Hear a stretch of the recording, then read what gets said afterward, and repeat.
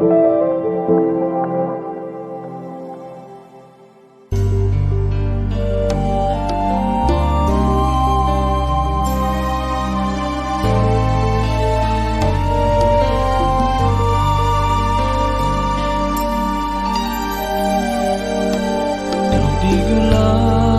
sebagai penyeri dunia, hadirmu melengkap hubungan manusia. Bukan saja dirindui yang biasa, malah Adam turut sunyi tanpa Hawa. Akalmu senipis di lahan rambut, tebarkanlah ia dengan limpahan ilmu.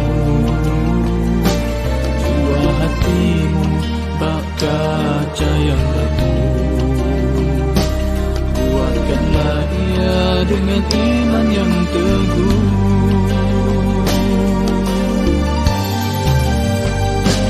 Tercipta engkau dari unsur lelaki, bukan dari kaki untuk dialasi,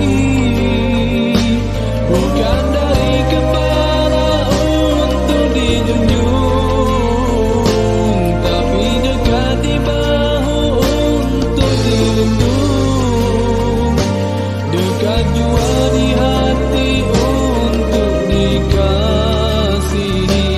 Engkaulah wanita hiasan duniawi.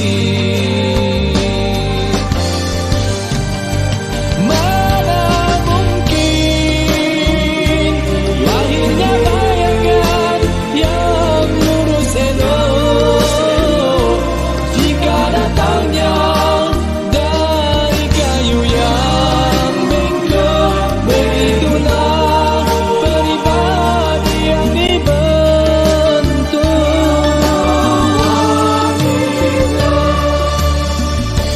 Engkaulah wanita istimewa.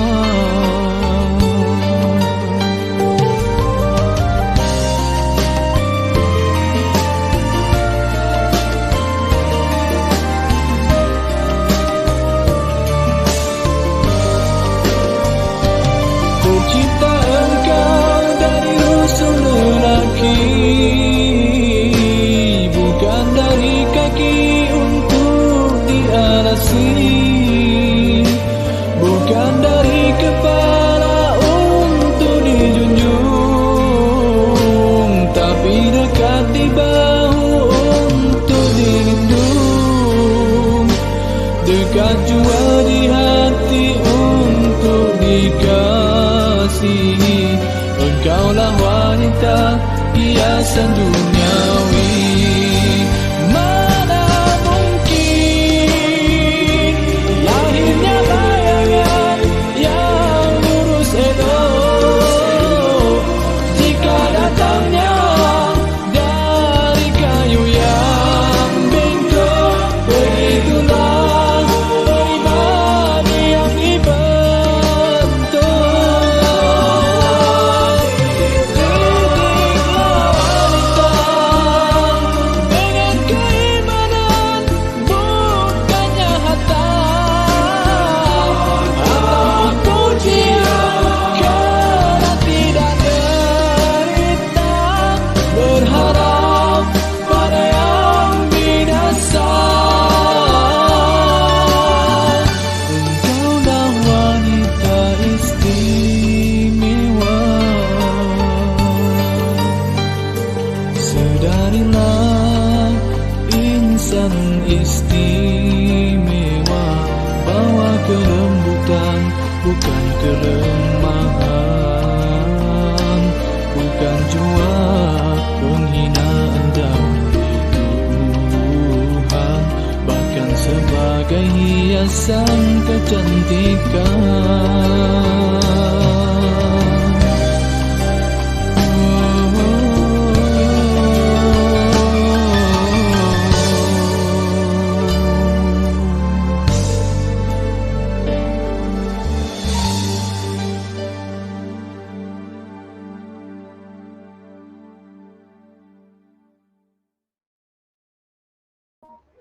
Okay, bismillahirrahmanirrahim. Assalamualaikum warahmatullahi wabarakatuh.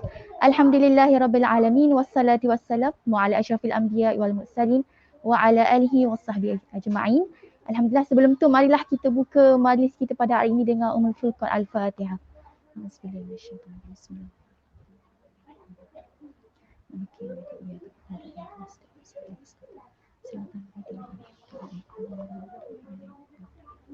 Amin amin ya rabbal alamin. Alhamdulillah, sempena di hari yang mulia ini, jatuh kepada hari nisfu Syaban dan juga hari yang mulia hari Jumaat hari ini, dan kita berkesempatan dan juga berpeluang untuk melaksanakan satu program yang mana insya-Allah kita akan menampilkan panel-panel yang hebat.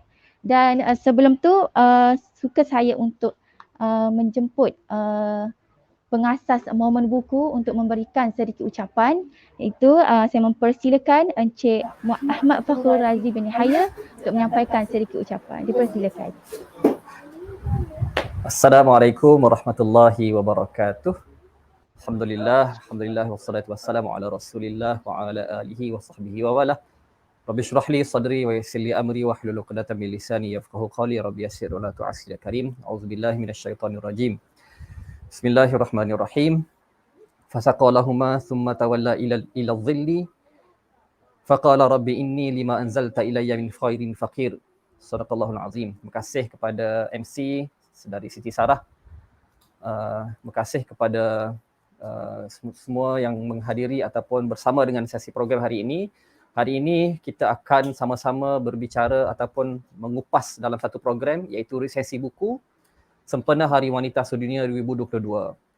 Alhamdulillah, pada hari ini sempena salat nisfu Syaban juga, kita bersiaran buat pertama kali secara fizikal ataupun lebih tepat secara hibrid dari sebuah kafe buku, antara salah satu kafe buku yang ada di Kota Baru, iaitu Nisa Book Cafe. Saya ingin mengucapkan terima kasih kepada Nisa Book Cafe khususnya dan juga kepada Nisa Kelantan kerana bekerjasama dengan Momen Buku untuk mengajukan program pada hari ini. Alhamdulillah. Hari ini sempena dengan Hari Wanita Sedunia, kita buat program mengupas satu tokoh wanita yang mungkin agak kurang dibicarakan. Mungkin ada di kalangan kita ni masih belum dengar nama beliau, tapi beliau merupakan seorang tokoh yang sangat hebat, yang luar biasa, yang sangat sinonim dengan perjuangan seorang wanita khususnya dalam untuk menjadikan dunia kita hari ini lebih baik. Dalam ayat yang saya bacakan tadi, Allah telah merakamkan doa Nabi Musa ketika Nabi Musa melarikan diri daripada diburu oleh Firaun.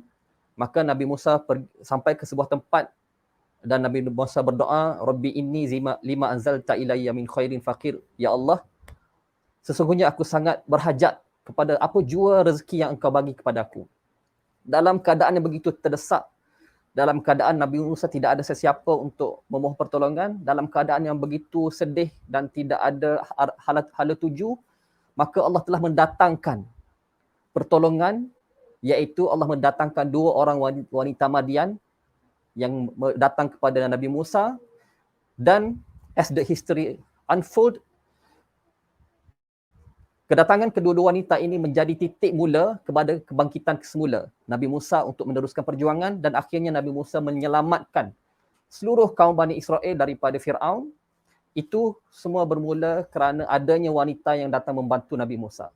Dan kalau kita tengok cerita Nabi Musa ini, sebenarnya masih ramai wanita-wanita lain yang Allah sertakan dalam Al-Quran yang turut membantu Nabi Musa. Adanya ibu beliau, adanya kakak, adanya isteri Firaun, adanya ahli Firaun yang datang membantu untuk mengambil daripada sungai tersebut, dan itu adalah watak-watak wanita yang ada di dalam Al-Quran yang turut membantu perjuangan.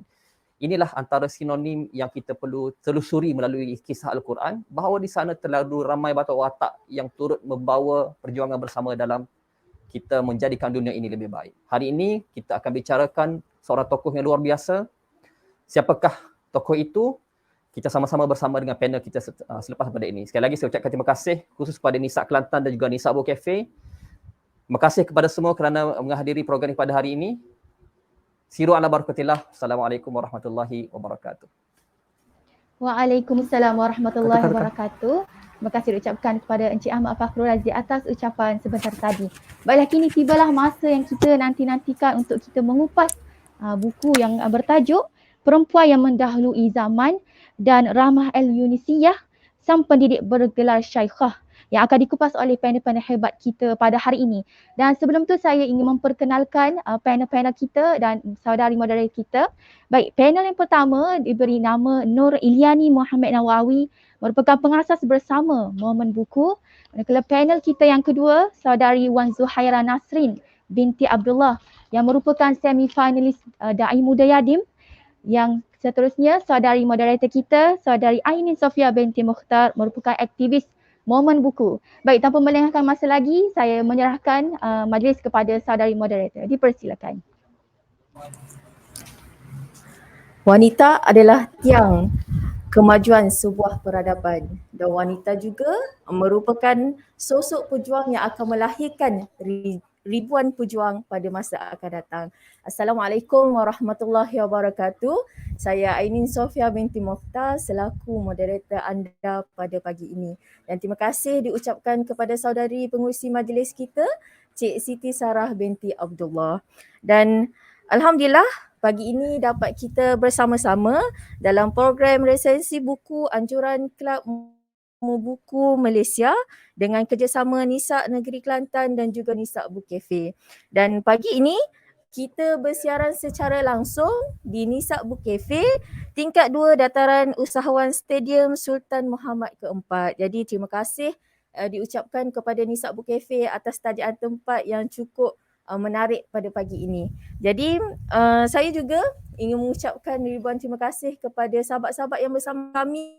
Di belakang kita ni sebenarnya ada juga sahabat-sahabat yang bersiaran bersama kami di Nisa Book Cafe, dan tidak dilupakan kepada sahabat-sahabat penonton ataupun viewer kita dari mana sahaja kalian berada. Terima kasih kerana bersama kami, sama ada di page Momen Buku ataupun page Nisa Kelantan ataupun di page Nisa Book Cafe. Terima kasih. Jadi sudi-sudilah untuk like dan juga share supaya ramai lagi akan mendapat manfaat daripada perkongsian kita pada pagi ini. Dan kalian juga boleh berinteraksi bersama kami dengan melontarkan komen di ruangan komen. Sama ada anda sekarang bersama kami dari mana dan jelas ataupun tidak suara saya pada ketika ini. Terima kasih. Okey, jadi mungkin sahabat-sahabat tertanya, apakah itu resensi buku? Apa maksud resensi tu? Resensi tu adalah perbicaraan ataupun kita nak ulas berkaitan dengan buku. Okey, dan mungkin ada yang dah komen dari Nik Fazli ataupun Abeli kita, kata baru clear, alhamdulillah. Daripada Syarah Syamimi. Syarah Syamimi, Masya Allah. Dan yang lain bolehlah berinteraksi bersama kami lagi sepanjang program ini sedang berlangsung, insya-Allah. Dan bersempena dengan Hari Wanita Sedunia pada bulan Mac ni, dan kita masih lagi berada dalam bulan Mac, dan bersempena dengan hari ataupun menyambut Hari Wanita Sedunia, kita akan membicarakan tentang 2 buah buku oleh 2 orang panel kita, iaitu yang bertajuk yang pertamanya adalah Perempuan yang Mendahului Zaman dan Rahmah El-Yunisiyah, Sang Pendidik Bergelar Syaikhah. Jadi 2 buku ni walaupun judul dia ataupun tajuk dia berbeza, tapi dia membicarakan satu sosok tubuh wanita yang sama, iaitu Rahmah El-Yunisiyah. Jadi siapakah beliau? Nantikan ulasannya daripada panel kita. Jadi tanpa bicara panjang, saya perkenalkan panel yang pertama kita pada pagi ini. Di sebelah saya adalah Cik Zuhairah binti Abdullah, merupakan semi-finalis Akademik Da'i Muda Yadim yang berasal dari Bachok Kelantan. Terima kasih kerana bersama kami pada pagi ini. Dan di sebelah sana, hujung sana merupakan Dr. Nur Iliani binti Muhammad Nawawi, merupakan pengasas kepada Kelab Momen Buku Malaysia yang sudi bersama kita pada pagi ini. Terima kasih Dr. Iliani kerana sudi bersama kita pada pagi ini. Jadi saya akan teruskan soalan pertama saya kepada panel yang pertama. Jadi soalannya, siapakah sebenarnya Rahmah El-Yunisiyah?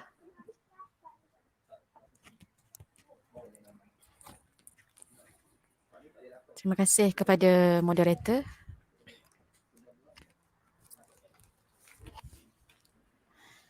Qala rabbi shrah li sadri wa yassir li amri wahlul 'uqdatam min lisani yafqahu qawli, amma ba'd. Assalamualaikum warahmatullahi wabarakatuh. Dengan lafaz bismillahirrahmanirrahim. Boleh dengar clear ke? Di warga di kaca laptop ataupun di kaca di skrin phone di rumah, moga semuanya dalam keadaan baik-baik saja. Sebab semalam sebelum saya sampai ke sini, saya dari perjalanan dari Greenwood, dari Gombak, dalam pukul 12 malam tiba-tiba banyak kereta yang patah balik di highway baru untuk ke Kelantan tu. Saya dah risau sebab semua kereta patah balik, tapi alhamdulillah dalam beberapa lama kami menunggu, nasib baiklah bas dapat melepasi. Jadi harap kita doakan semoga di Malaysia, di Semenanjung sama ada di Sabah Sarawak dalam keadaan cuaca yang baik-baik sahajalah. Jadi terima kasih pertamanya saya tujukan buat Kelab Momen Buku atas undangan untuk bersama pada hari ini. Terima kasih juga kepada Nisa Book Cafe. Kafe yang sangat-sangat kondusif untuk pencinta buku ya. Pertama kali saya datang sini rasa sangat menarik dan kita boleh promote lagi untuk rakan-rakan lain datang ya. Lagi-lagi untuk orang yang sukakan Instagrammable foto orang kata. Jadi berbalik kepada soalan moderator tadi, siapakah Syekhah Rahmah Al-Yunusiyah ya? Sebelum ni kalau kita sering dengar tokoh-tokoh di Indonesia, antara tokoh wanita yang kita sering dengar antaranya adalah ialah Kartini. Tetapi kali ini kita berbicara tentang Syekhah Rahmah Al-Yunusiyah. Sebelum ini mungkin ada yang macam bila tak kenal, ada yang menganggap adakah beliau adalah orang Arab yang berhijrah dari tanah Arab ke Indonesia. Tapi bila kita baca buku ini, kita baca buku Perempuan Mendahului Zaman ataupun buku-buku lain, barulah kita tahu sebenarnya Syekhah Rahmah ni adalah orang Minang ya. Orang asli Melayu Nusantara. Orang kata darah ulama mengalir dalam tubuhnya, dalam kalangan keluarganya sendiri, kerana Syekhah Rahmah ni ayahnya adalah ulama terkemuka di Minangkabau, iaitu Syekh Muhammad Yunus Al-Khalidiyah. Dan ibunya pula Rafiah ni ada pertalian darah dengan Haji Miskin, yakni ulama terkemuka juga di Minangkabau. Jadi nama Syekhah ni sebenarnya bukanlah nama asal. Nama asal adalah Rahmah. Al-Yunusiyah tu daripada nama ayahnya. Tapi Syekhah ini adalah gelaran yang diberi oleh Universiti Al-Azhar Mesir kepada beliau di atas jasa dan sumbangan beliau kepada umat.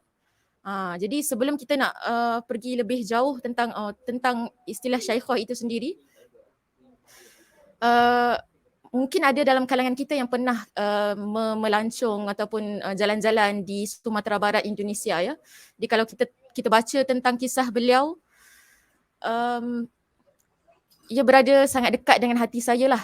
Memandangkan alhamdulillah diizinkan Allah saya sempat berkunjung ke sana. Sebelum ni 2 kali untuk lawatan bersama sekolah atau universiti, dan kali ketiga saya tinggal di sana selama lebih kurang 12 hari. Kita belajar mingle dengan orang-orang Minangkabau, kita belajar sejarah Minangkabau, dan suka untuk saya katakan, saya rasa memang kita rasa bila berada di sana, satu benda yang saya tertarik dengan orang Indonesia, semangat mereka adalah sangat-sangat tinggi dalam unsur patriotisme. Tak kira sama ada kanak-kanak, remaja ataupun orang tua. Perkara ini bukan kita nak kata tak ada di Malaysia, tapi di sana lebih lagi. Malah kalau kita kenali Syekhah Rahmah ni sebagai tokoh kemerdekaan di sana, kalau kita pergi di Sumatera Barat sekitar bulan Ogos, mereka akan melakukan persiapan beberapa hari sebelum hari kemerdekaan. Contohnya kalau kita lalu di kawasan sekolah, mereka akan ada berkumpul di kawasan sekolah, akan adalah pertunjukan ke apa-apa ke, dan orang yang lalu lalang ni akan memperlahankan kenderaan sebagai tanda hormat. Itulah nak katanya mereka pergi tu pula dalam keadaan yang sukarela. Kanak-kanak, remaja dengan sukarela. Jadi kita sebagai orang Malaysia ni rasa macam kita rasa darah patriotisme mereka tu mengalir. Apatah lagi kalau kita mengenali ataupun kita baca tentang kisah Syekhah Rahmah sendiri yang melawan penjajah. Okey, siapakah Syekhah Rahmah ni? Tadi kita katakan ayahnya adalah ulama terkemuka di Minangkabau. Beliau ada kakak sulung, abang sulung lah. Zainuddin Lebai El Yunus. Ada lagi seorang abang dan 2 orang kakak. Kalau kita tengok di sekitar adat ataupun uruf di zaman itu, sebab beliau dilahirkan 1900, bukanlah menjadi kebiasaan untuk wanita belajar, pergi sekolah, dan memang tak ada pun sekolah perempuan khas sewaktu itu. Jadi dari mana beliau mendapat pendidikan ni? Daripada bi'ah daripada ayahnya yang qadi juga dipandai sikit, dan daripada abangnya juga. Jadi semangat beliau bila nak bila bersekolah di sekolah yang ditubuhkan oleh abangnya, iaitu Zainuddin Lebai ni, sekolahnya adalah sekolah yang bercampur dengan lelaki dan perempuan.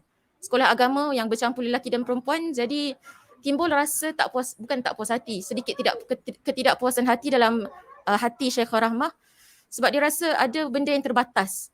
Mungkin kita pernah rasa benda ni di sekolah, di kelas, di universiti. Kita nak tanya soalan, tapi seganlah, malulah. Dan saya sendiri pernah merasainya bila pernah mengikuti daurah di satu pondok di Malaysia. Daurah Ramadan ini dia adakan di dalam masjid. Dia pakai speaker besar lah. Tapi kita perempuan ni hanya nampak gambar tok guru kita di layar sahaja. Nak bertanya soalan pun susah.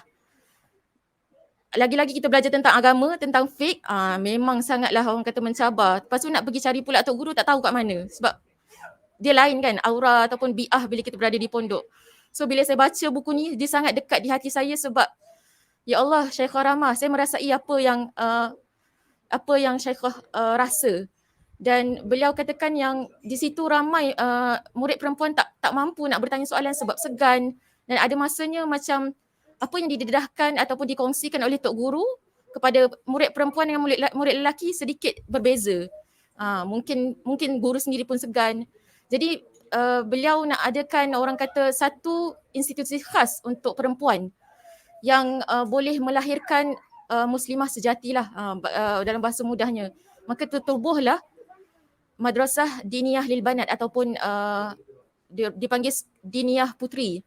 Jadi antara titik tolak bagaimana beliau boleh mendapat gelaran Syekhah daripada Universiti Al-Azhar ni adalah daripada jasa beliau menubuhkan sekolah agama perempuan pertama di Indonesia. Dan soalan digelar. Okey, terima kasih. Jadi kenapa beliau digelar? Pertama tadi saya katakan yang jasa beliau dalam menubuhkan sekolah perempuan pertama di Indonesia, sekolah agama perempuan, sehingga kan rektor Universiti Al-Azhar masa tu, Syekh Dr. Abdul Rahman Taj, bila ke Indonesia, bila mendengar ceramah Syekhah Rahmah, beliau terpegun kerana bahasa Arab yang digunakan adalah bahasa Arab, katanya bahasa Arab tua. Kalau kita sendiri belajar zaman-zaman sekolah menengah ataupun sekolah agama, beza bahasa Arab tinggi dengan bahasa Arab komunikasi. Kita sendiri orang Melayu, bahasa Melayu dulu, Arakian, Sayugia berkata, berbanding dengan sekarang kita dah senang, kau, kau macam tu senang je kan. So macam tu jugalah bahasa yang digunakan oleh Syekhah Rahmah, walaupun beliau bukanlah mendapat pendidikan khas seperti ayahnya, 4 tahun belajar di Mekah, tapi beliau boleh menguasai bahasa Arab dengan sangat hebat sehingga boleh mengajarkannya pula kepada anak-anak muridnya di sekolah ini. Dan kata Syekh Abdul Rahman Taj ni, katanya dia melihat bila wujudnya ada Diniyah Putri di Padang Panjang Indonesia ini, katanya umpama seperti syurga yang tersorok di dalamnya satu tempat yang sangat istimewa untuk perempuan. Dan hasratnya beliau katakan untuk mengadaptasikan idea yang dibawa oleh Syekhah Rahmah ni kepada Universiti Al-Azhar. Sebab zaman tu Universiti Al-Azhar belum ada kuliah ataupun fakulti khas untuk perempuan. Jadi saya sebagai orang yang mungkin baru saja juga mengenali Syekhah Rahmah, saya rasa terpegun. Bayangkan di tanah Arab yang jauh entah berapa ribu nautika daripada Indonesia, daripada Melayu Nusantara, Universiti Al-Azhar yang memang dah famous dengan institusi agama terkemuka dan tertua di dunia, boleh mengambil idea beliau untuk diterapkan di Universiti Al-Azhar sehingga tertubuhnya kuliah Lil Banat, fakulti khas untuk perempuan di Universiti Al-Azhar. Jadi itulah antara reason ataupun sebab kenapa beliau digelar sebagai syekhah selain faktor-faktor lain. Dan betapa hebatnya sekolah ini, dia bukan sahaja mengajarkan kita tentang ilmu agama, ilmu fiqh, ilmu nahwu saraf bahasa Arab, ilmu dunia juga, ilmu alat, dan juga beliau mempersiapkan murid-muridnya dengan ilmu rumah tangga seperti ilmu menjahit, menenun. Sebab kalau kita ke Indonesia mesti ada apa orang kata pemandu pelancong akan bawa kita ke kedai-kedai tenun. Kalau kita tengok baju-baju korang, orang Malaysia suka pakai tenunan dengan ribbon. Itu sebenarnya kalau tak silap saya memang berasal dari sana. Dan bila saya ke sana, mereka katakan kebanyakan remaja walaupun umur belasan tahun tapi memang sudah pandai menenun, bukan menggunakan alat mesin tetapi cara tradisional. Dan buatan tangan mereka sangatlah cantik ya. Dan mereka diajar ilmu memasak juga. Sebab Syekhah Rahmah ni bukanlah orang yang dia nak mengangkat wanita, dia bukanlah nak menyamaratakan sehingga seperti feminis di Eropah. Tetapi bagi beliau, walaupun kita anggap wanita dan lelaki sama kuat, tetapi itu tidaklah membuatkan kita nak menyingkirkan tanggungjawab kita sebagai ibu ataupun isteri, sebagai anak perempuan dalam kalangan keluarga kita. Jadi itulah antara yang saya boleh kongsikan. Okay, baik. Terima kasih ucapkan kepada Sis Zuhaira di atas perkongsian sebentar tadi. Apa yang saya dapat ambil kan yang menarik tentang Rahmah ni, Universiti Al-Azhar pun ambil idea dia untuk diaplikasikan di sana. Jadi tak pelik lah kalau kita nak membicarakan tentang sosok tubuh ini, kerana mungkin saya boleh katakan 10 hingga 20% kita dengar hari ni pun kita dah rasa wow, hebatnya Rahmah ni. Jadi seterusnya soalan kedua kepada panel yang kedua kita, apakah sumbangan Rahmah sehingga mendapat pengiktirafan daripada Universiti Al-Azhar dan membuatkan namanya Mekah hingga kini? Silakan.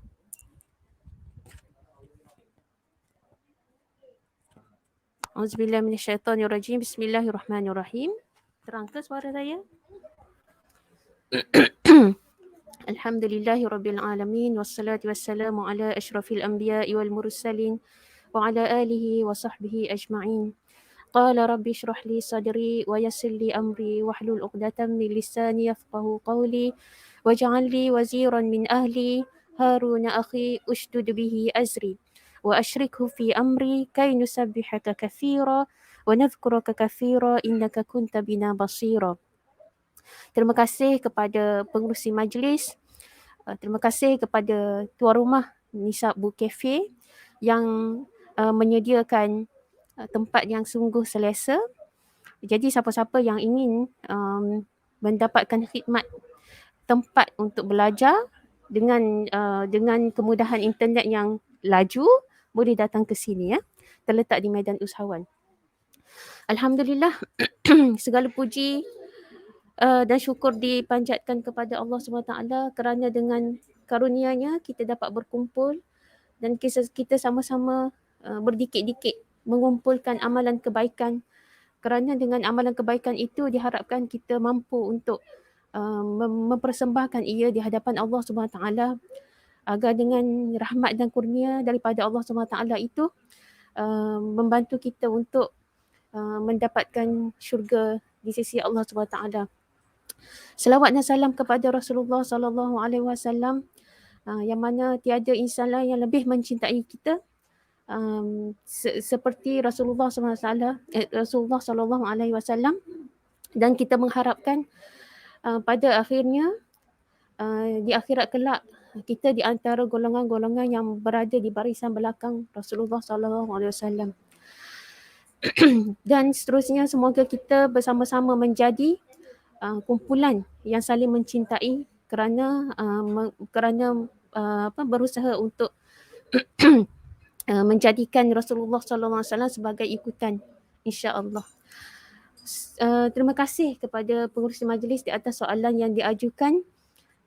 Soalannya berbunyi, apakah sumbangan Rahmah sehingga mendapat pengiktirafan sebegitu? Okey. Sebelum saya mengenal Rahmah, saya telah pun membaca tentang Kartini, tentang Rasuna Said, tentang Dewi Kartika. ya betul, mereka semua pejuang yang hebat dan mempunyai sumbangan masing-masing. Tetapi bagi diri kita sebagai orang yang sedikit memahami tentang perjuangan Islam dan negara, kita perlu berhati-hati dalam mengangkat tokoh yang kita rasakan memberi impak yang cukup besar kepada negara.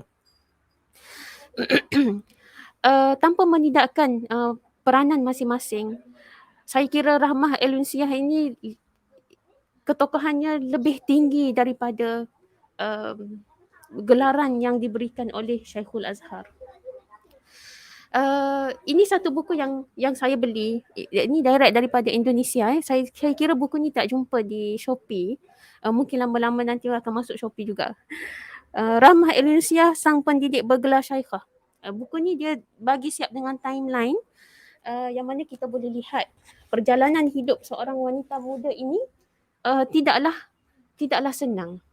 Hampir setiap tahun melalui ujian demi ujian daripada Indonesia belum merdeka sehingga Indonesia mengecapi kemerdekaan dan sehingga mendapat sabotaj daripada Belanda. Dan setelah itu ujian demi ujian juga berlaku. Sebelum saya membaca buku ini, sebenarnya saya membaca beberapa tahun sebelum itu saya membaca buku ini, iaitu Indonesia Tanpa Liberal. Buku ini saya beli semasa saya berkunjung ke Sumatera Utara tak silap. Dan dalam buku inilah ada disebutkan antara tokoh yang kurang diangkat menjadi pahlawan nasional iaitu Rahmah El-Unsiah. Maksudnya saya terdetik, siapa ni? Masa tu. Siapa ni? And then bila saya baca setelah pada itu, rupa-rupanya beliau bukan kaleng-kaleng. Beliau merupakan tokoh nasionalis. Walaupun kita kenal dia sebagai tokoh pendidikan, tetapi beliau mampu mengangkat senjata untuk melawan penjajahan. Yang itu membezakan beliau dengan semua tokoh yang ada.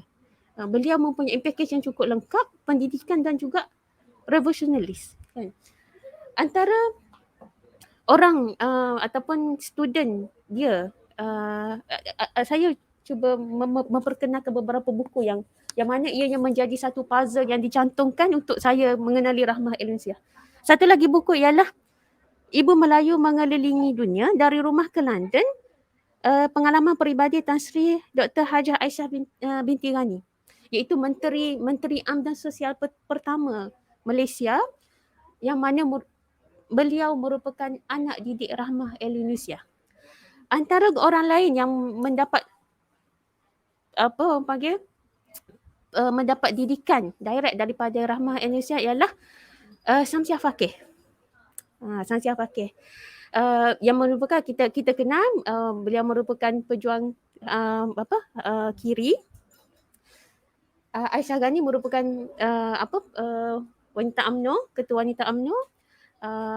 Syamsiah Fakih haluan kiri, dan seorang lagi ialah Sakinah Junid, yang mana beliau merupakan ketua Muslimat PAS yang memegang jawatan selama tak silap saya belah-belah tahun. Beliau merupakan isteri kepada Menteri Besar Kelantan Datuk Asri, juga murid kepada sang syekhah ini. Kita boleh lihat bagaimana beliau empower wanita, membangunkan wanita sehingga wanita-wanita ini menjadi tokoh masyarakat yang memberikan kesan yang cukup besar kepada negara.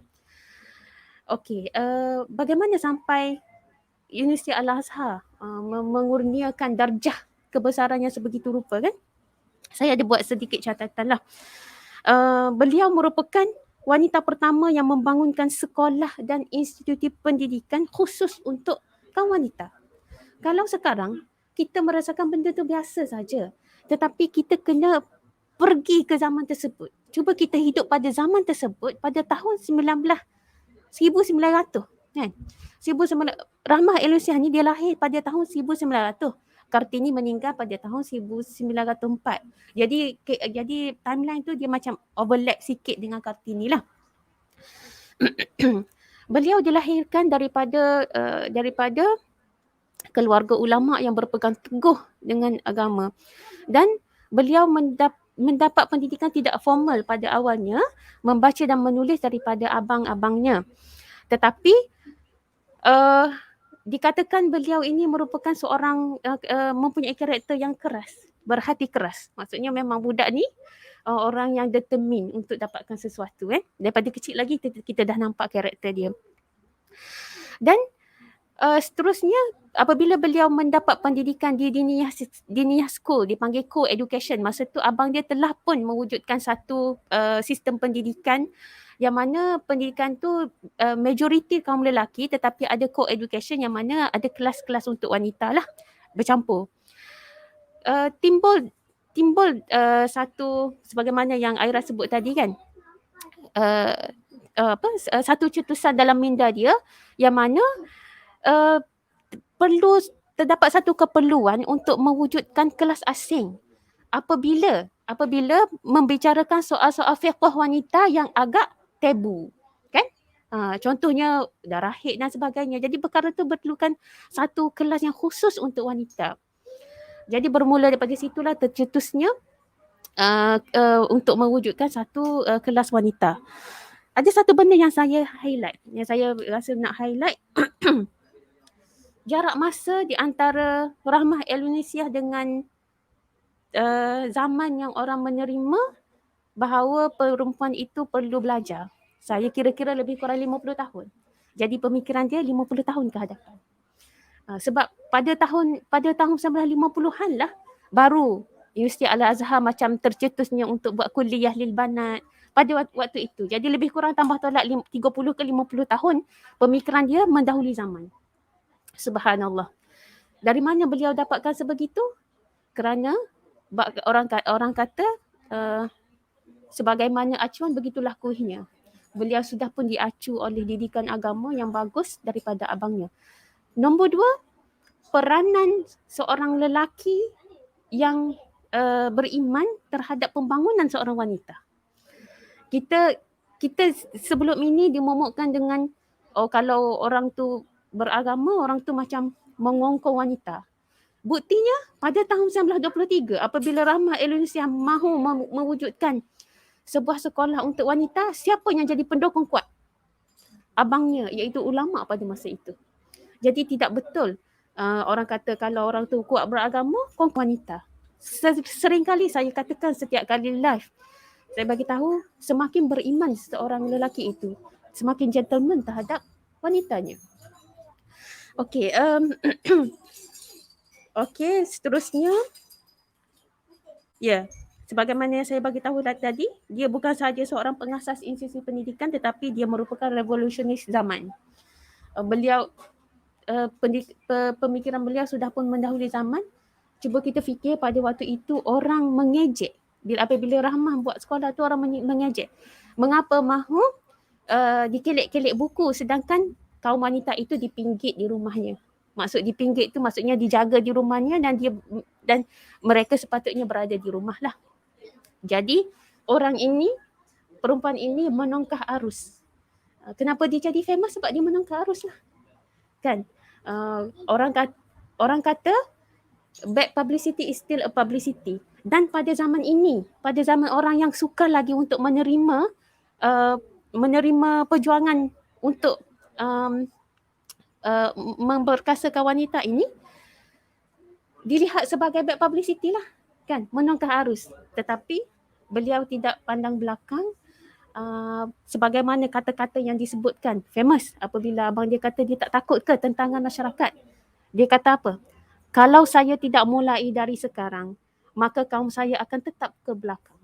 Saya harus mulai dan saya yakin akan ada banyak pengorbanan yang dituntut dari saya. Jika lelaki bisa, kenapa perempuan tak bisa? Jadi saya untuk pusingan kali ini saya tutup dengan kata-kata Rahmah Indonesia, insya-Allah.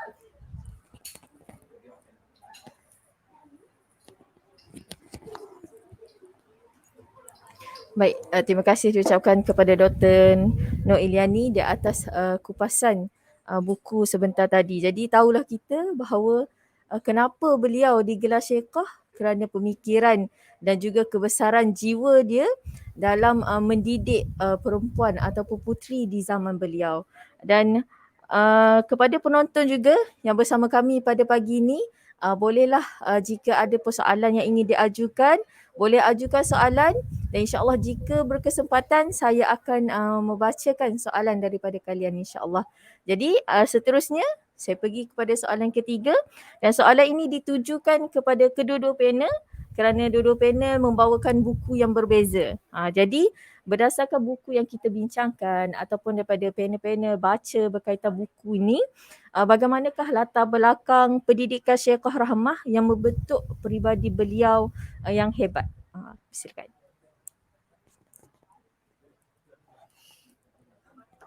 Terima kasih kepada moderator. Soalannya, bagaimanakah latar belakang pendidikan membentuk pribadi beliau yang hebat ya? Okey. Latar pendidikan bagi saya lah, pendapat pribadi saya, antara faktor terbesar yang menjadi orang kata titik tolak ataupun penguat lahirnya seorang yang hebat ini, seorang reformis pendidikan agama ataupun sekolah agama perempuan pertama di Indonesia ini adalah daripada keluarga sendiri. Mungkin ada orang akan kata, ada setengah orang akan kata kadang-kadang dalam dakwah ni halangan terbesar kita adalah keluarga. Ada yang berkata sedemikian. Tetapi bagi saya ada juga yang berlaku sebaliknya. Malah orang kata penguat ataupun penyokong tunjang utama kita keluarga. Seperti orang yang saya rasa Dr. Iliani sendirilah dan keluarga ataupun antara yang terdekat juga yang saya lihat mungkin kita tengok di dalam buku ini Syekhah Rahmah ni, keluarga sendiri sebenarnya asas macam mana yang membentuk peribadi beliau. Macam saya katakan di pusingan pertama tadi, ayahandanya adalah ulama terkemuka di Minangkabau, bukan calang-calang orang. Beliau juga adalah qadi di Pandai Sikit. Pandai Sikit ni adalah tempat yang famous dengan tenunan di Sumatera Barat. Jadi ayahnya bukan sahaja orang kata orang yang hebat, tetapi dia hebat di luar. Ada setengah orang dia berceramah, mengajar anak orang, tetapi di rumah adakah sudah cukup pendidikan di rumah? Jadi apa yang saya tertarik dengan Syekh Yunus ni, beliau adalah seorang bapa yang tidak melupakan tanggungjawab untuk mendidik anak-anak di rumah. Tarbiyah agama itu bermula dari rumah. Seperti mana kita lihat tarbiyah yang Imam Hasan Al-Banna terapkan dalam keluarga, begitu jugalah dengan Syekh Yunus ini. Dan bila kita baca ataupun kita kenali Syekhah Rahmah ni, ia sangat dekat di hati juga bila kita teringat tentang kisah Buya Hamka. Kerana persamaan mereka adalah, pertamanya mereka sama-sama dari Sumatera Barat. Sampaikan Syekhah Rahmah sendiri pun belajar daripada ayahnya, ayah kepada Hamka, Haji Malik, Haji Karim Amrullah ataupun lebih mesra dikenali sebagai Haji Rasul. Dan persamaan mereka sendiri daripada tempat berasal daripada Minang, yang mana di saat itu adat mereka sangat kuat sampai kita lihat tertubuhnya ataupun terhasilnya menginspirasikan adat ini, menginspirasikan Buya Hamka untuk menghasilkan novel Tenggelam Kapal Van der Wijk. So di situ kita dapat lihat adat waktu itu bagaimana antara lelaki perempuan, nak kahwin kena ikut suku-suku. Itu pertama, persamaan antara Buya Hamka dengan Syekhah Rahmah. Yang kedua adalah bi'ah keluarga itu sendiri. Ayah Buya Hamka, Haji Rasul ni adalah ulama yang terkemuka juga di Minang. Begitu juga dengan Syekhah Rahmah. Namun Syekhah Rahmah ni dia tak sempat bersama mendapat sentuhan yang lebih lama dengan ayahnya, sebab di umur 6 tahun ayahnya telah meninggal, telah dijemput oleh Ilahi. Jadi beliau banyak belajar daripada abangnya, abang sulungnya iaitu Zainuddin Lebay ni. Jadi Zainuddin ni bukan sekadar abang sulung, tapi Zainuddin juga adalah ayahnya, Zainuddin juga adalah gurunya. Zainuddin lah adalah tunjang utama untuk dia menubuhkan sekolah ini yang ditentang oleh masyarakat.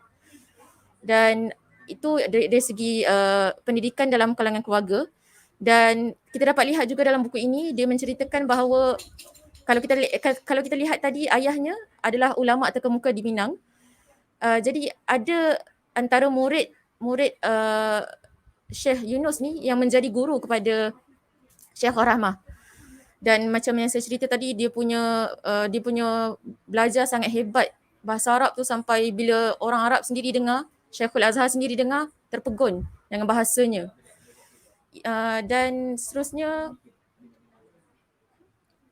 latar belakang pendidikan itu dari sudut agama, dari sudut orang kata duniawi pula, dia tidak meninggalkan, dia balance ya, duniawi ukhrawi. Syekh Rahmah ni juga belajar ilmu-ilmu menenun, menjahit, perbidanan, dan perbidanan ni bukannya belajar dengan mak bidan, tapi belajar dengan doktor sendiri dari rumah sakit ataupun hospital. Beliau juga belajar ilmu-ilmu olahraga daripada guru Belanda. Sebab zaman tu kita tahu yang mereka dijajah oleh Belanda sebelum mereka dijajah oleh Jepun kan. Jadi latar belakang pendidikan ni boleh dikatakan asas utama yang saya katakan tadi adalah keluarga. So bila keluarga itu dah orang kata menjadi asas foundation, maka datanglah macam-macam mana pun dugaan, cabaran, nista atau hinaan, dia boleh tempuh. Dan suka untuk saya berkongsi sedikit pengalaman saya daripada kekanda saya sendiri, Christina Abdullah. Saya nak ceritakan di sini adalah peranan kita dalam keluarga itu. Mungkinlah kakak saya ni dia selalu katakan yang dia bukanlah orang yang berlatar belakangkan kos agama di universiti. Mungkin belajar di universiti konvensional biasa. Tetapi saya respect beliau sebagai mungkin nakibah saya lah ataupun guru saya, sebab sedari kecil dia mengajar saya ataupun menerapkan ilmu agama ataupun akhlak itu sejak saya sekolah lagi. Jadi mungkin kita anggap apa yang kita buat ni orang tak kisah, tetapi betul lah orang kata dakwah yang paling kuat adalah dengan dakwah bil hal. Dakwah bil hal ini adalah aqwa min dakwah bil lisan. Lebih dakwah dengan perbuatan kita ini lebih efektif ataupun mungkin lebih berkesan berbanding kita hanya sekadar bercakap-cakap sahaja. Jadi di situ saya nak ceritakan peranan.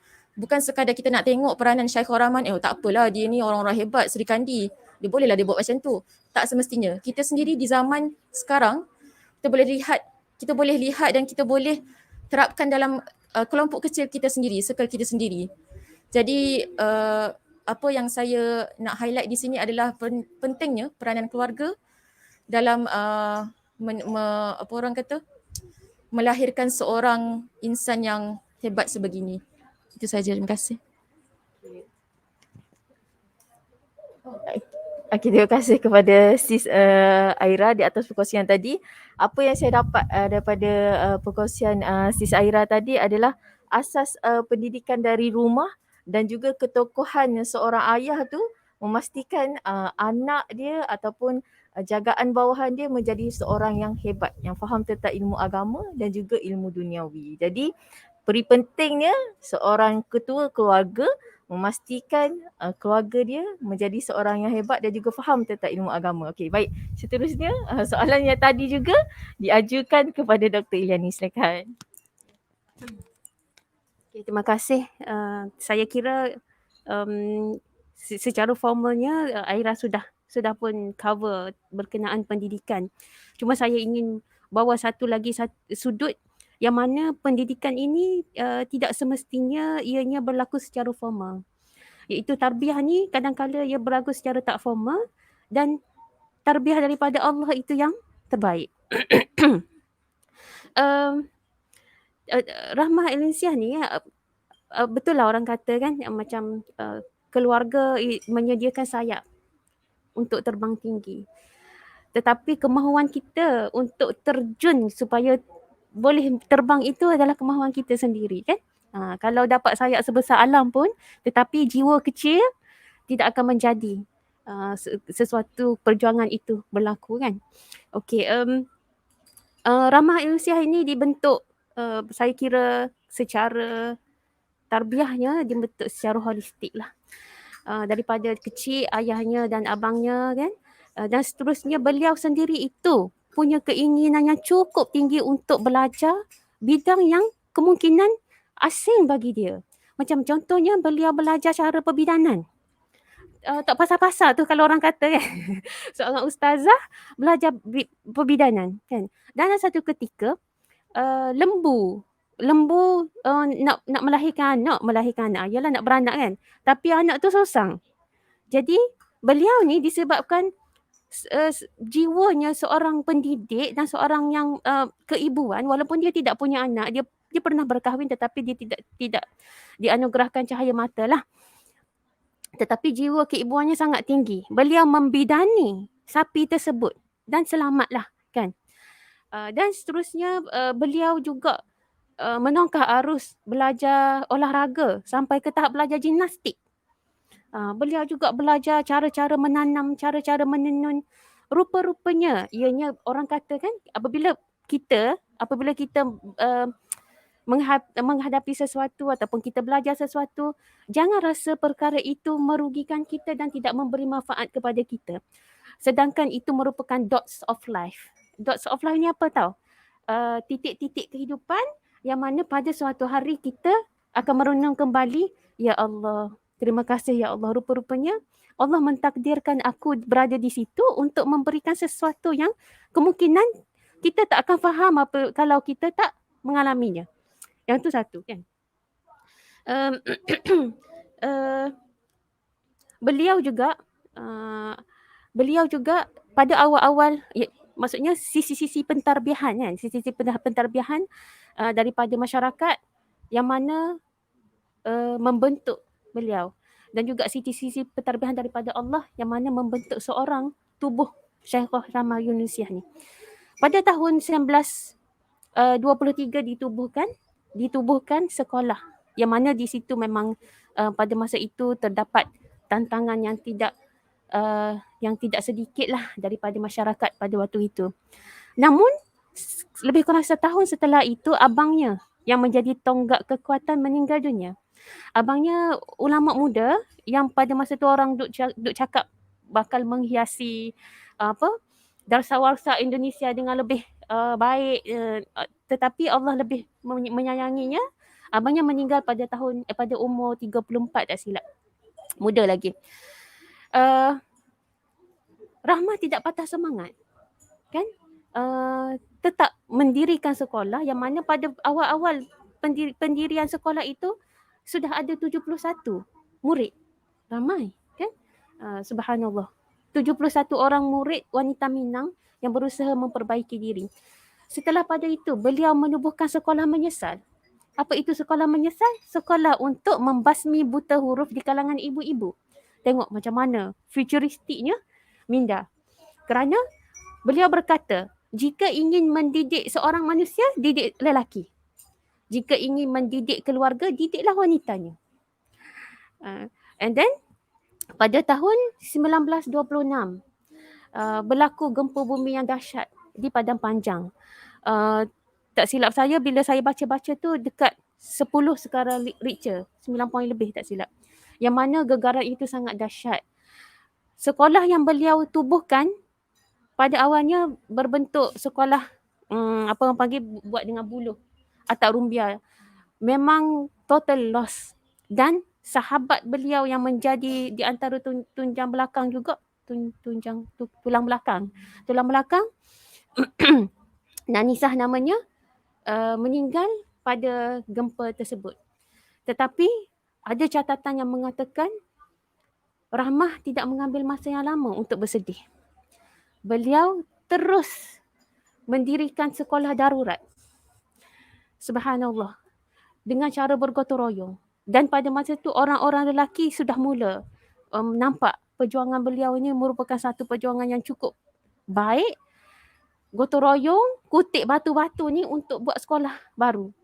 Dan Rahmah ni seorang berjiwa besar, travel jalan kaki daripada Padang Panjang ke Sumatera sehingga ke Aceh, sehingga ke Tanah Melayu untuk mengutip derma untuk membuat sekolah. Saya tak boleh nak bayang pada tahun 1920. Kapal terbang tak ada, kereta tak ada. Catatan ditulis ini beliau hanya menggunakan pedati untuk ke satu tempat dan ke satu tempat. Mengambil masa berbulan-bulan untuk travel.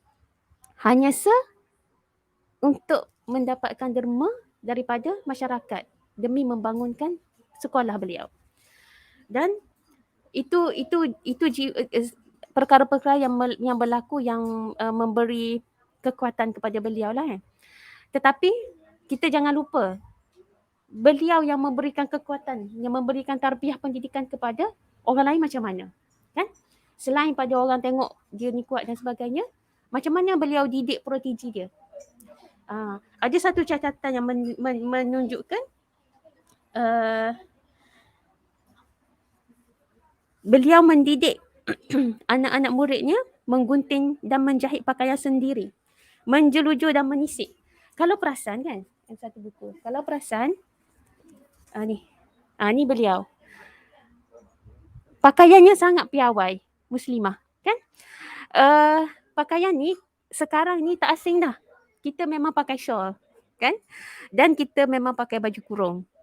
Tetapi pada zaman tersebut, tudung pun orang tak kenal. Kan? Di negara-negara Arab, tudung pun orang tak pakai. Ada setengah tu.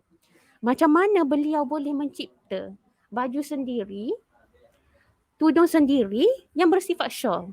Jadi kalau orang kata shawl ni ikut trend dan sebagainya, trendsetter ni, she is the trendsetter. Kan? She is even 70 years ahead. Mungkin kan? Indonesia belum sampai lagi trend ni. Ya, betul. Ustazah masih lagi tudung kecil. Betul. Sekarang kalau kita ke sekolah Diniah Puteri ni, dia orang memang pakai tudung macam ramah Indonesia, memang dikepit di sini, tudung macam tu. Labuh kan. Dan beliau juga mendidik anak buahnya untuk berani berdakwah di muka umum. Mulanya dengan membawa kami apabila beliau diundang. Menyuruh kami dan seterusnya menyuruh kami ikut berbicara. Dan seterusnya beliau akan lepas anak-anak murid. Mula-mula dia bawa dulu, tengok cara dia ceramah kan. Dan seterusnya dia pergi dengan anak murid dia suruh anak murid dia ceramah. Dan seterusnya bila dia rasa anak murid dia dah cukup piawai untuk dia lepaskan, dia lepaskan anak murid dia. Itulah sifat seorang murabbiyah. Setengah orang dia pejuang tetapi dia bukan murabbiyah. Ramah ini cukup lengkap. Dia berjuang dan dia juga seorang pendidik. Ada satu ayat dia yang saya rasa menarik daripada buku ni. Kata, kadang-kadang beliau mengajak muridnya mendaki gunung. Tengok, sangat versatile. Kan? Ainin biasa daki gunung tak? Daki gunung kan? Aira? Biasa? Oh, steady. Kat yang ni je tak biasa. Kat yang ni tak holistik lagi lah. Okey. Betapapun tingginya gunung, dia cakap, akan dapat kita capai puncaknya yang tertinggi asal kita mau mendakinya dengan tekun dan tabah. Dan akhirnya puncak gunung itu akan berada di bawah telapak kaki kita. Demikian pula cita-cita yang tinggi akan dapat dicapai dengan kemauan keras dan usaha yang sungguh-sungguh. Subhanallah. Sudahi untuk kali ini dengan kata-kata tersebut. Allah a'lam. Okay, terima kasih kepada Dr. Noeliani di atas kupasan sebentar tadi. Jadi nampaklah kita bahawa Rahmah Al-Yunusiah ni merupakan seorang tokoh yang bukan sahaja berteori tapi terus melaksanakan praktikal untuk anak-anak didiknya. Dan kepada sahabat-sahabat yang ada mengajukan soalan, saya ada ternampak beberapa soalan yang diajukan oleh viewer kita. Mungkin teknikal boleh up kod soalan-soalan tu. Adakah? Okey. Soalan pertama, saya rasa soalan ni sama je dengan soalan Ahmad Fakhrul Razi Yahya dan juga Syarah Syamimi, lebih kurang soalannya.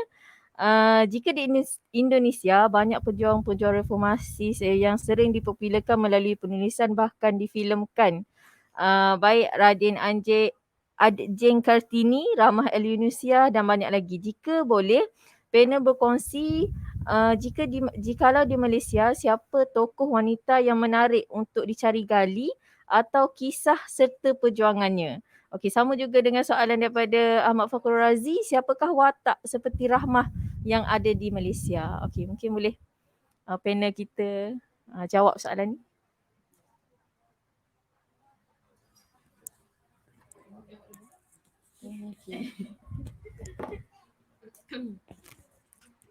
Subhanallah.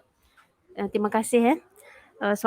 Sebenarnya soalan tersebut Kak Yani juga masih mencari-cari siapakah tokoh yang begitu menghampiri sesempurna Rahmah Indonesia di Malaysia. Dan kemungkinan persoalan itu mengembalikan kepada satu jawapan yang mana pada waktu tersebut tokoh-tokoh wanita dari Malaysia merupakan anak-anak didik beliau. Maksudnya kemungkinan pada waktu itu kita tidak jumpa tokoh tersebut di Malaysia yang mana ianya memerlukan Rahmah untuk mendidik anak muridnya supaya berjuang di Malaysia. Salah seorang tokoh yang mungkin Kak boleh cakap anak murid dia lah iaitu Tan Sri Aisyah Ghani.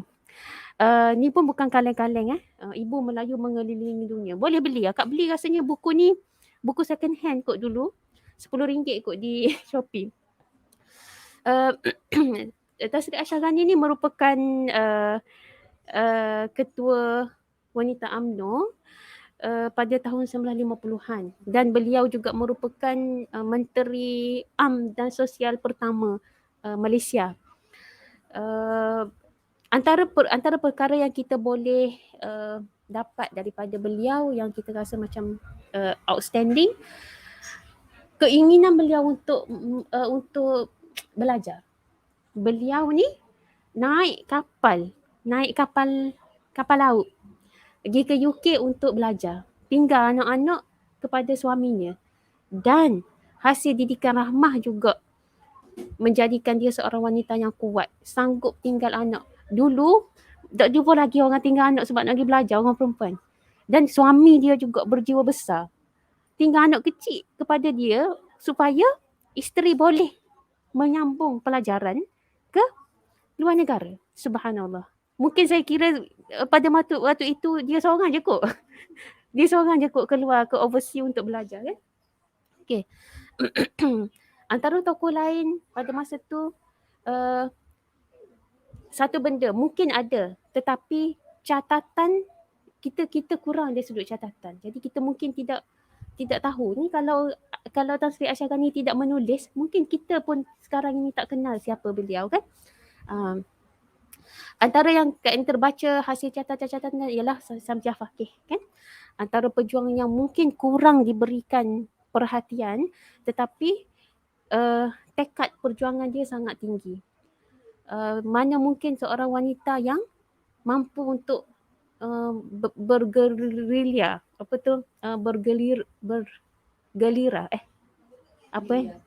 bergelia, betul lah. Di dalam hutan sanggup memberikan anak kepada keluarga untuk masuk ke hutan dan mengangkat senjata. Ada pernah satu ketika ada terbaca dalam satu buku Samsiah Fakih yang mana buku tersebut ada catatan-catatan yang kita tidak jumpa dalam buku-buku sejarah. Bagaimana beliau bersembunyi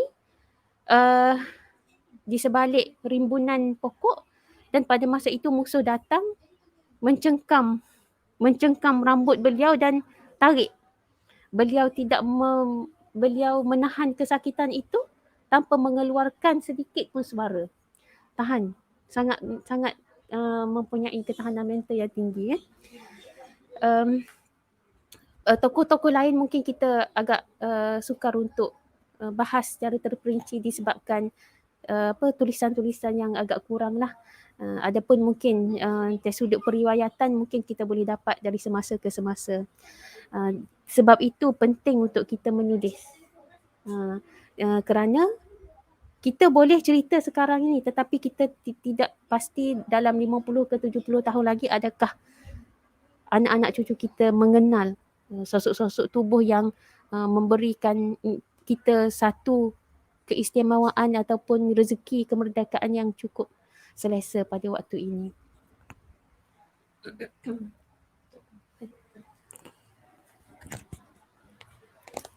Okey.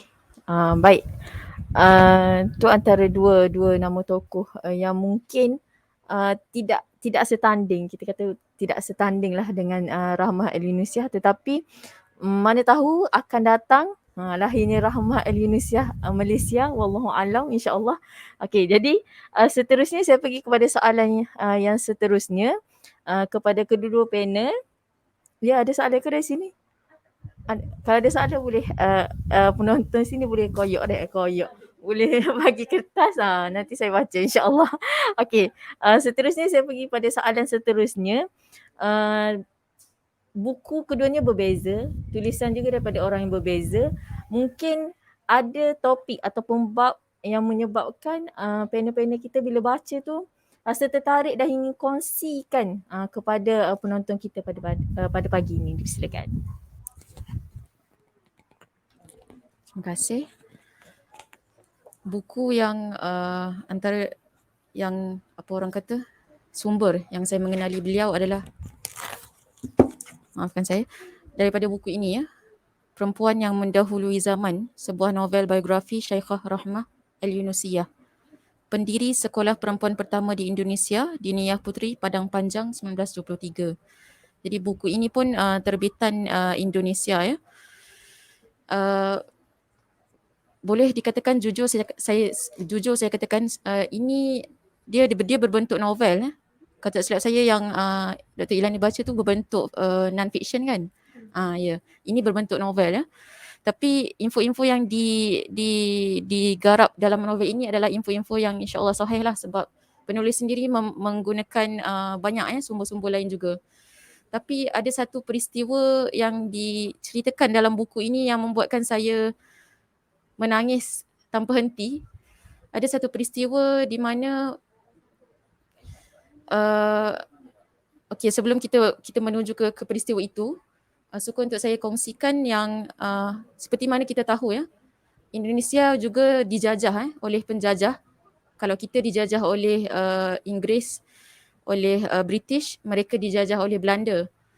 Dan setelah dijajah oleh Belanda, mereka dijajah pula oleh Jepun, dan lepas tu Belanda balik. Cumanya walaupun Belanda menjajah mereka sangat lama, tetapi ia tidaklah sekejam Jepun, penjajah Jepun. Sebab sampai satu tahap tu diceritakan dalam buku ini, wanita menjadi mangsa untuk tentera-tentera Jepun ini melampiaskan nafsu mereka sehingga sampai wujud rumah khas untuk mereka melakukan perbuatan terkutuk itu. Dan bukan sedikit ya, sampai beribu wanita Minang ini telah ternoda. Dan ada sampai satu tahap seorang pemimpin Indonesia ni dia minta izin dengan ulama untuk membawa dalam buku ini diceritakan untuk membawa orang-orang yang seperti pelacur untuk mereka berkumpul, konon-kononnya untuk bagi inilah, kira nak menggantikan wanita-wanita biasa yang tidak membuat benda-benda macam tu, nak bagi dekat tentera Jepun ni. Tetapi masih lagi tidak dapat, tidak cukup untuk mereka, nak katanya nafsu mereka macam tu. Dan rumah tadi kalau tak silap saya disebut sebagai rumah kuning ya. Rumah kuning. Dan itulah antara saat-saat yang membuatkan Syekhah Rahmah ni rasa sangat nak marah. Kita sendiri pun kalau keluarga orang terdekat kita rasa nak marah, apatah lagi beliau melihat orang-orang di kampungnya di Sumatera Barat ini menjadi mangsa ya.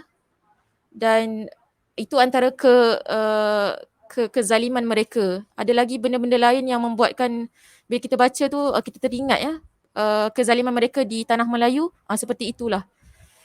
Cumanya ada satu setelah nak katanya hebatnya Syekhah Rahmah ni, beliau bukan sahaja sebenarnya hebat dalam reformasi pendidikan, tetapi beliau juga seorang yang sangat hebat sehingga menjadi pelopor pasukan tentera di Sumatera Barat kalau tak silap saya, yang dinamakan sebagai Tentera Keamanan Rakyat.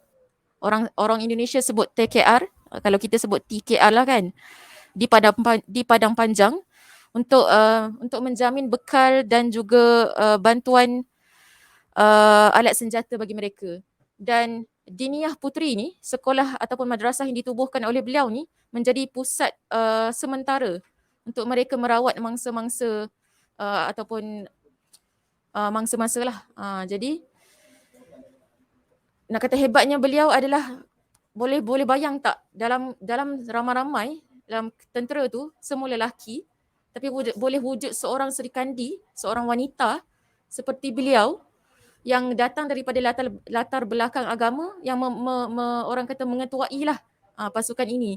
Dan lebih hebat lagi kalau kita dengar di Turki, Said Nursi, Badi'uzzaman Said Nursi menyemarakkan semangat untuk tenteranya berjuang memperjuangkan Islam. Tetapi di sini di Melayu Nusantara ini, di Sumatera Barat ini, kita dapat lihat kisah di mana beliau menjadi orang yang meniupkan semangat kepada para tentera-tentera yang adalah lelaki. Betapa hebatnya beliau.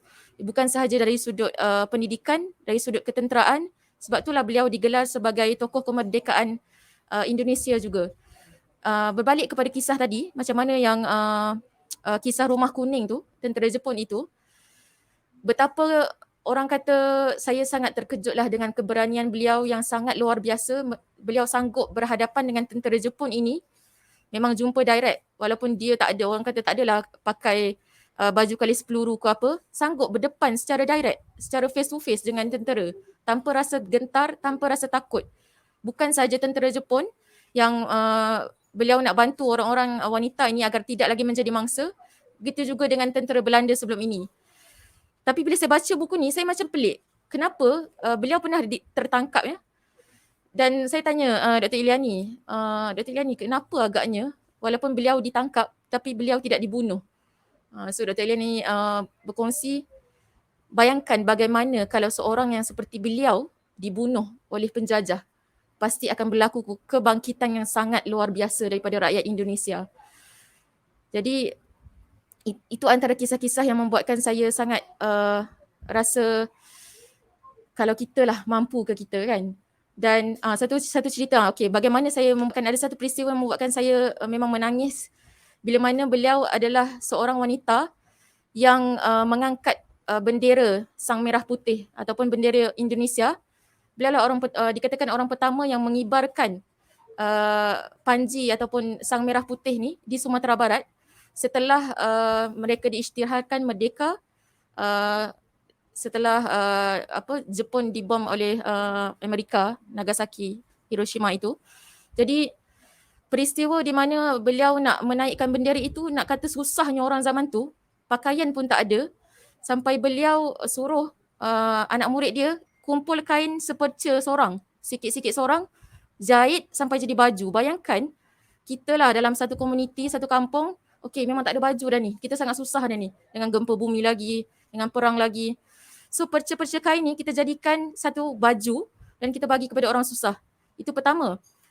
Jadi bila nak buat bendera ni, of course lah tak ada juga kan kain tu. Jadi beliau ambil daripada selendang, yang warna putih tu ambil daripada selendang yang dicantumkan menjadi dua sebab dia nipis, dan warna merah tu saya pun tak pasti daripada mana. So nak cakapnya dia cantuman-cantuman juga. Nak kata betapa sampai tahap itulah patriotismenya patriotiknya mereka, dan detik-detik itulah membuatkan saya rasa macam ya Allah, hebat. Beliau ni sangat hebat. Sampai menjadi orang yang antara orang pertama yang mengibarkan Sang Merah Putih di Sumatera Barat. Umpama kita lah kalau di tanah Melayu, kalau kita capai kemerdekaan, wujudnya kita sebagai orang pertama yang mengibarkan jalur gemilang, satu perasaan yang orang kata meremang bulu roma ya. Dan macam yang Dr. Iliani kongsikan sebentar tadi, bagaimana beliau berjuang untuk memastikan kelangsungan Madrasah Diniyah Puteri ni, Madrasah Diniyah Lil Banat ataupun Diniyah Puteri ni, sampai berhijrah dari Indonesia ke tanah Melayu dengan kudrat kaki sendiri, tanpa orang kata kenderaan seperti zaman sekarang, tanpa dapat naik kapal terbang dan sebagainya. Tapi beliau dapat seorang diri selama 3 tahun beliau bermusafir untuk mengirimkan wang bagi dana nak melangsungkan lagi, nak meneruskan kelangsungan Diniyah Putri ni. Dan dalam buku ini juga ada dinyatakan bila beliau berhijrah ataupun berkelana untuk mencari dana bagi sekolahnya, beliau tak balik selama 3 tahun. Semakin jauh dia daripada Padang Panjang, semakin rindu. Dan beliau tidak pernah lupa untuk mengirimkan wang dari jauh. Sehingga asal-asalnya bangunan sekolah tu hanyalah bangunan yang disewa, tetapi beliau dapat membina bangunan ataupun orang Indonesia panggil gedung beberapa tingkat untuk asrama dan juga kelas. Dan itu pula dari sudut betapa beliau seorang wanita di zaman itu, macam mana betapa gigihnya beliau untuk memastikan kelangsungan madrasah itu. Di zaman 1920-an, tak ada teknologi macam sekarang. Nak minta donation, kita boleh email ke, bagi pamphlet ke, sponsorship, tak ada. Bukan macam sekarang. Jadi itu adalah semangat yang luar biasa yang saya rasa bukan sekadar kita baca je lepas tu habis macam tu, tidak. Tapi kita baca dan kita ambil inspirasi untuk kita terapkan dalam kehidupan kita. Itu saja. Okey. Perkara dari buku yang rasa menarik kan. Sebenarnya banyak. Kalau pendengar tengok saya duk belik-belik, saya mencari sesuatu. Buku ni dia tunjuk timeline. Daripada umur dia 15 tahun, hampir setiap tahun ada peristiwa menarik. Sampai ke umur dia meninggal lah. Yang mana tadi masa tertarik dengan Aira sebut pada zaman Jepun kan. Masa tu tentera Jepun macam ambil wanita Minang ni untuk melampiaskan nafsu kan. Jadi Rahmah Elnusiah ni tidak duduk diam. Beliau terus menjadi anggota daerah ibu yang mana berjuang mempertahankan gadis-gadis Minang ni supaya tidak diambil oleh Jepun. Dan perjuangan beliau berjaya. Terpaksa import daripada Singapura, daripada Filipina untuk perkara tersebut kan. Dan seterusnya beliau mempelopori pembentukan tentera keamanan rakyat juga. Sebagaimana yang Aira sebutkan tadi. Beliau menjadi Komisi Keuangan dari Partai Politik Islam, Majlis Islam Tertinggi Sumatera.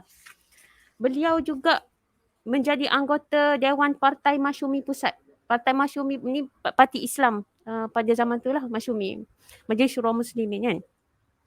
Beliau merupakan penasihat Masyumi Muslimat Sumatera Tengah. Dan beliau merupakan anggota Dewan Perwakilan Rakyat untuk pemilihan Sumatera Tengah. Pilihan raya dari Partai Masyumi. Maksudnya beliau ni bukan sekadar cikgu, bukan sekadar ustazah, tetapi beliau masuk memberi sumbangsaran, menyerahkan jiwa dan raga untuk mengisi kemerdekaan Indonesia. Dalam platform apa? Platform Parti Islam. Hebat. Sangat all-rounded. Dan cerita pasal apabila dia macam ni sebenarnya, kalau kita nak faham keadaan situasi kan, mungkin kita cerita ni here and there kan, lompat-lompat. Apabila Indonesia mendapatkan kemerdekaan, Sumatera Tengah ni, jajaran Sumatera ni lambat sikit. Jadi terdapat sabotaj daripada Belanda untuk kemerdekaan ni lah. Apabila berlaku sabotaj daripada Belanda, beliau ni masuk hutan ke Gunung Singgalan bersama dengan TKR. Selepas itu dipanggil Tentera Nasional Indonesia. Beliau buat apa? Beliau merawat, beliau memasak dan beliau mengangkat senjata. Merawat boleh, memberi semangat boleh, mengangkat senjata boleh. Nampak tak betapa dots of life masa dia belajar pertolongan cemas tu, rupa-rupanya Allah takdirkan beliau menyumbang pada perjuangan gerilya pada waktu itu untuk menyelamatkan negara daripada sabotaj daripada Belanda. Dan ada satu ayat menarik dalam buku ini yang mana beliau sebutkan apabila beliau sedang bergerilya bersama pasukan pejuang, beliau mendirikan dapur umum dan beliau memberikan semangat kepada pejuang.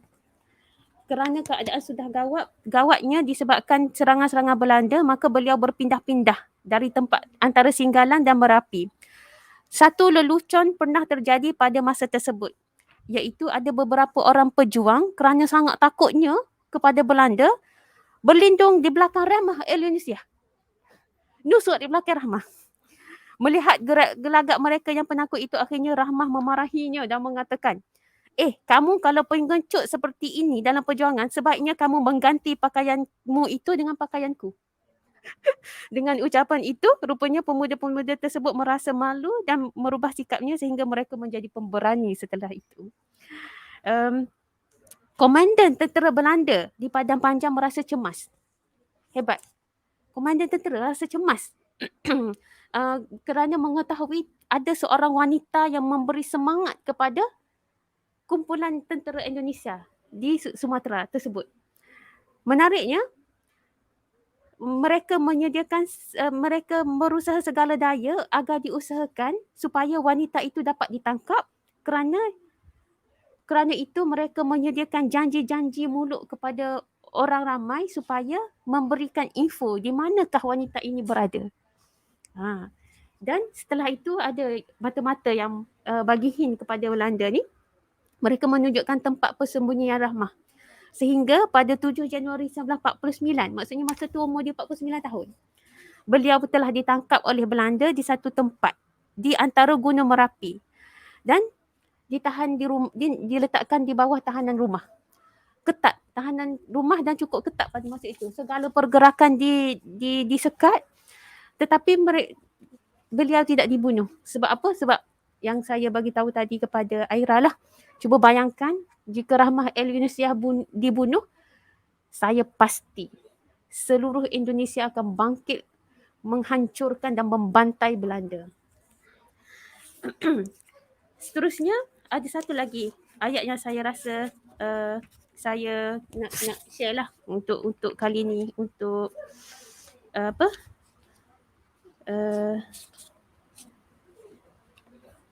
untuk slot kali ni. Okey, sebelum tu, ini gambar dia datang ke Kelantan. Yang ni isteri kepada Menteri Besar Kelantan, Datuk Asri. Tak boleh zoom ke? Oh, kita punya kamera tidak berapa canggih kan. Tapi Ustazah Sakinah Junid ini merupakan isteri kepada Menteri Besar Kelantan, Datuk Asri pada waktu itu, dan beliau merupakan Ketua Muslimat Parti Islam Malaysia pada waktu itu. Betapa anak-anak murid beliau menduduki tempat yang sangat hebatlah di dalam masyarakat. Okey, saya ingin tutup dengan satu kata-kata beliau dalam buku ini. Banyak kata-kata ni. Apa kata-kata Rahmah El-Yunusiyah terhadap politik dan pendidikan untuk muridnya? Dikata apa tahu? Politik untuk murid-murid adalah kecintaan seseorang kepada tanah air. Harus didasarkan kepada iman yang tebal dalam dada setiap orang. Kalau iman tidak ada, maka politik dapat menjadi boomerang, iaitu akan menentang dan menghancurkan agama. Hebat.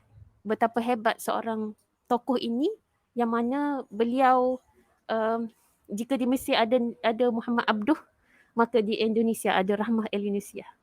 Wallahu a'lam. Okey, baik. Terima kasih diucapkan kepada Sis Aira dan juga Dr. Iliani di atas kupasan ataupun poin yang menarik berdasarkan dua-dua buah buku tersebut. Jadi apa yang saya dapat daripada Sis Aira dan juga Dr. Iliani, bahawa Rahmah ni bukan sahaja seorang pendidik, tapi dia juga terlibat dalam politik dan perjuangan tanah air dia bagi memastikan generasi dia ni tak terus dijajah. Allahu Akbar, hebat. Okey, jadi seterusnya kita ada soalan. Soalan dari sinilah, bukan online. Mungkin kita boleh buka satu atau dua soalan lagi. Boleh ambil Okey, soalannya seperti yang dinyatakan, Syekhah Rahmah all-rounded, ada banyak skill, knowledge. Antara masalah kita zaman sekarang adalah pengurusan masa. Bagaimana nak jadikan Syekhah ni sebagai inspirasi dalam menguruskan masa sebagai murabbi wanita dan kejaya? Okey, itu mungkin soalan pertama. ke kita nak kumpul soalan? Terus buat pada conclusion kan? Gitu, okay. Cik Dika ada soalan tak? Tak ada. Okay, kalau tak ada soalan, mungkin ni soalan terakhir dan juga boleh buat conclusion untuk slot kita pada pagi ni.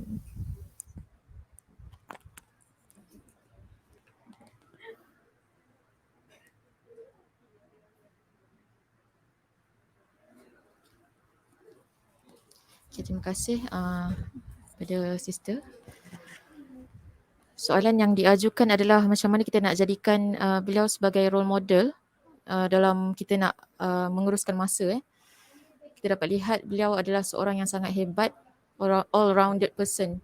Bukan sahaja sudut pendidikan, ketenteraan, kewanitaan, dia juga adalah seorang, orang kata master chef lah dalam kalangan penduduk kampung. Kalau sambal tu, ada saya terbaca dalam buku ni, kalau sambal tu 42 jenis dia boleh buat sambal. Kalau Indonesia ni yang famous sambal ijo.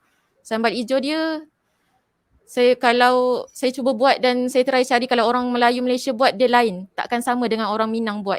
Sebab dia masukkan daun 5 purut, kita selingan ya. Nak cakapnya beliau adalah master chef. Dan sampaikan bila Syekhul Azhar nak datang, betapa terujanya beliau. Beliau memang bersiap sedialah dengan anak-anak muridnya, puteri-puterinya, nak buat persiapan nak menyambut Syekhul Azhar. Dan yang menarik juga, satu info menarik juga yang saya dapat daripada buku ni, setiap kali hari Jumaat, beliau akan mengadakan jamuan, orang kata macam nak meraihkan lah penduduk di situ, bukan sekadar untuk puteri-puteri, tetapi meraihkan penduduk-penduduk kampung yang datang solat ni. So habis daripada solat, mereka akan pergi makan makanan yang dijamu oleh Syekhul Rahmah ni. Jadi kita tengok kat situ, master chefnya, tukang jahitnya, tukang tenunnya, segala-galanya lah. Sebab itulah saya tak hairan kalau Dr. Elian ni kata tak tahu, belum jumpa, belum pasti siapa yang boleh kita samakan dengan beliau, sosok dari tanah Melayu ini. Mungkin ada tapi belum kita jumpa lagi. Jadi saya rasa saya bukanlah orang yang layak untuk bercerita, memandangkan saya rasa Dr. Elian lebih layak lah untuk menjawab soalan ini. Namun atas kapasiti penglibatan sebelum ini, bila kita terlibat dengan NGO, persatuan, bekerja dan masa sama kita belajar juga. Bagi saya, kita kena lihat diri kita dulu. Pace kita macam mana, jangan kita nak bandingkan diri kita dengan orang. Okey, kita nampak orang ni sangat hebat, pengurusan masa dia tip-top. Tapi jangan kita paksa diri kita kalau kita tak mampu.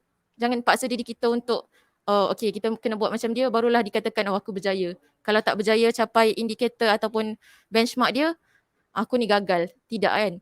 Jadi kita tengok diri kita macam mana, dan bagi saya untuk kita berubah slow-slow, mengurus masa dengan baik ni, jangan orang kata membuat perubahan yang sangat drastik. Mula slow-slow. Sebab kadang-kadang bila kita lakukan perubahan yang drastik, bila kita rasa macam tak mampu, mungkin kita akan berhenti terus. Sebab tu orang kata kalau tak boleh buat semua, jangan tinggal semua. So start slow-slow dan balancekan antara pekerjaan kita. Bagi saya lah, kalau kita ni bekerja dalam bidang yang memang kita nampak hala tuju secara hakiki, hadaf kita bekerja itu okey, nampak sumbangan kita kepada masyarakat, alhamdulillah. Tapi kalau kita masih rasa macam mungkin sebenarnya ada manfaat tapi kita tak tahu macam mana sumbangan aku kepada masyarakat, so mungkin boleh top up kat situ. So weekend ataupun malam kita top up dengan perlibatan kita dalam NGO dan sebagainya. Dan macam kita lihat juga situasi mungkin anak muda, bukan sekadar anak muda ataupun mungkin yang dah berkahwin sebenarnya. Kadang-kadang contoh bila PKP hari tu, semua terkurung dalam rumah, semua rasa macam boringnya.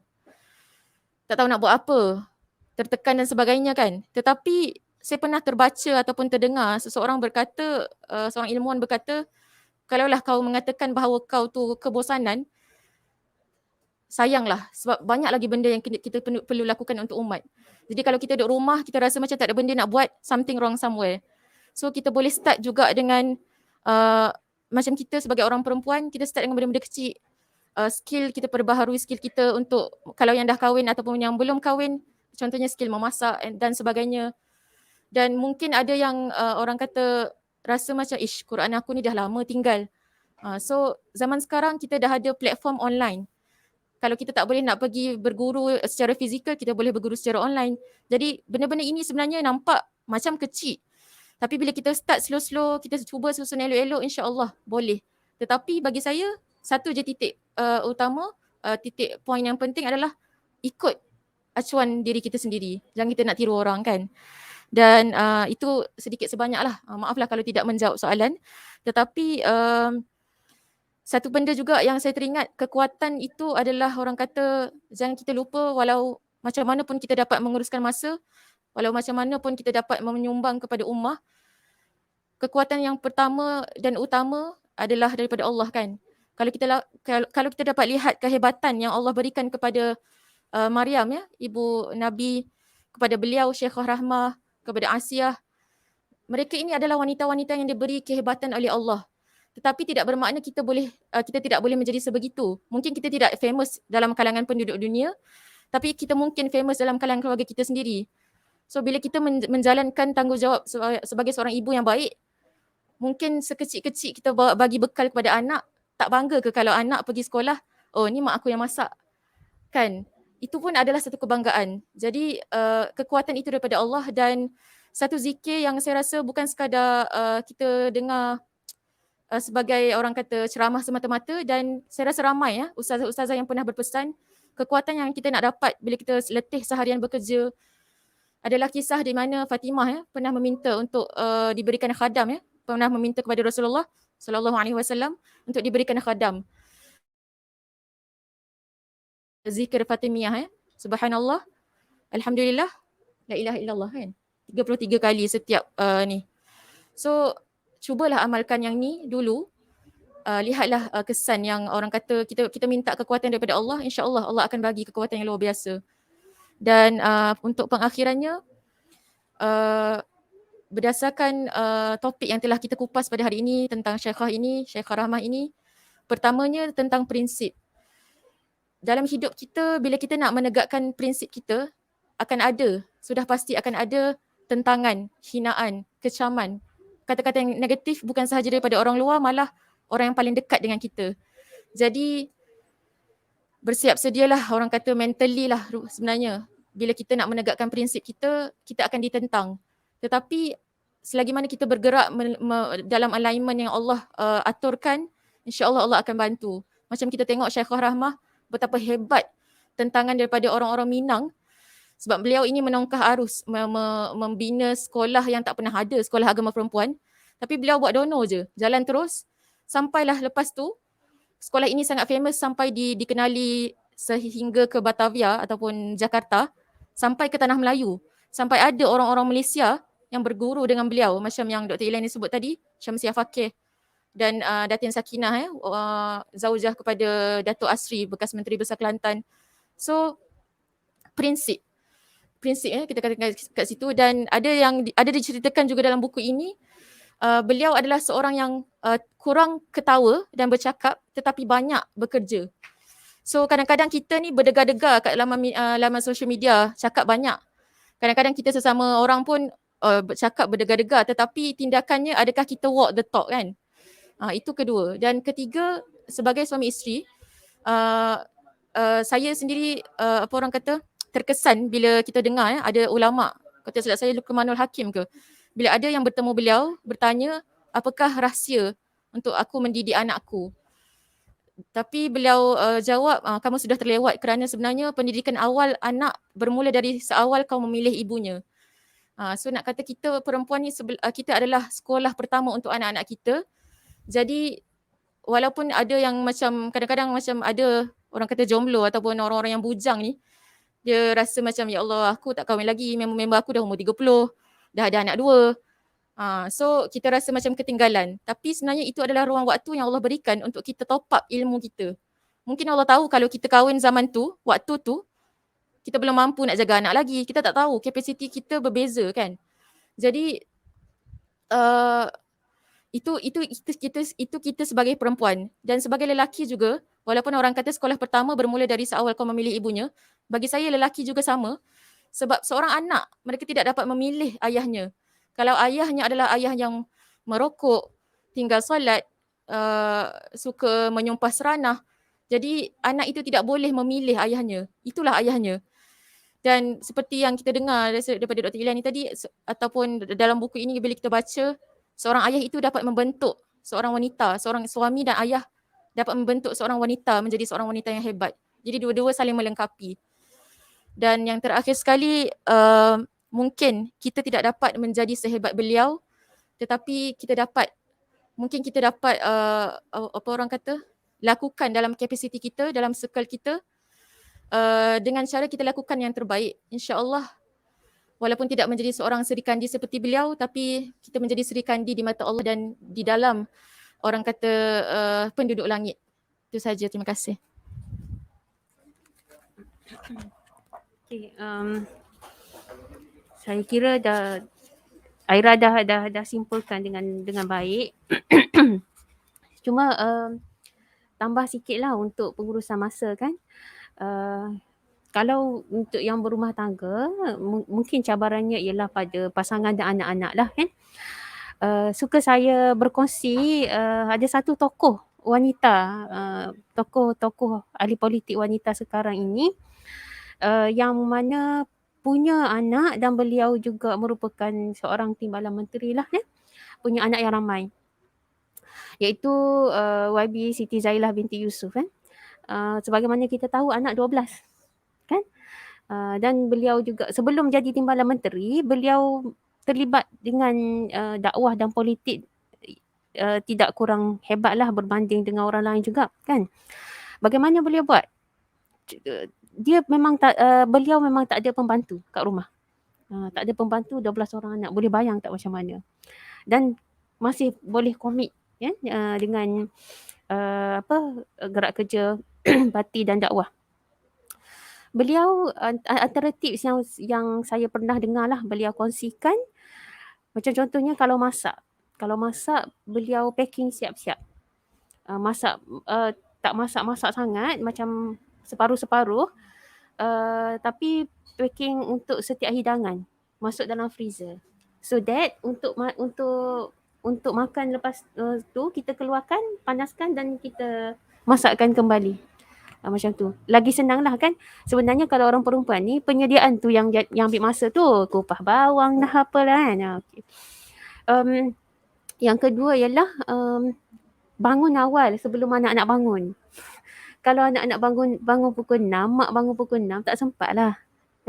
Jadi kalau anak bangun pukul 6, dia bagi tahu sekurang-kurangnya 2 jam awal. Mak bangun pukul 4. So apabila ni anak bangun dah siap semualah. Macam tu. Yang ketiga, kerjasama pasangan. Pasangan memainkan peranan. Jadi sebelum kahwin perlu kita hak tu hak dulu dengan pasangan. Saya macam ni. Saya mengimpikan rumah tangga macam ni. Jadi abang sebagai suami perlu membantu saya dan sebagainya kan. Dan juga yang keempat, anak-anak. Anak-anak, walaupun anak-anak, tidak semestinya mereka tak boleh buat kerja. Jadi perlu menanamkan sikap tanggungjawab kepada anak-anak seawal usia. Jadi macam contohnya kalau umur 4-5 tahun tu dah boleh lipat kain dah. Tak apalah, sengit-sengit sikit pun tak apa kan. Supaya perangai itu sebati apabila mereka membesar. Kita nak menyediakan mereka sebagai seorang manusia dan mereka bakal menjadi suami, bakal menjadi ibu. Jadi perkara-perkara tersebut perlu diperhalusi daripada kecil lagi lah. Okey, yang tu untuk pengurusan lah lebih kurang otherwise sebenarnya kita lebih mengetahui kehidupan diri kita sendiri kan. Okey, antara gist lah kot yang saya dapat daripada kisah Rahmah El Yunusiah ni ada 2 benda.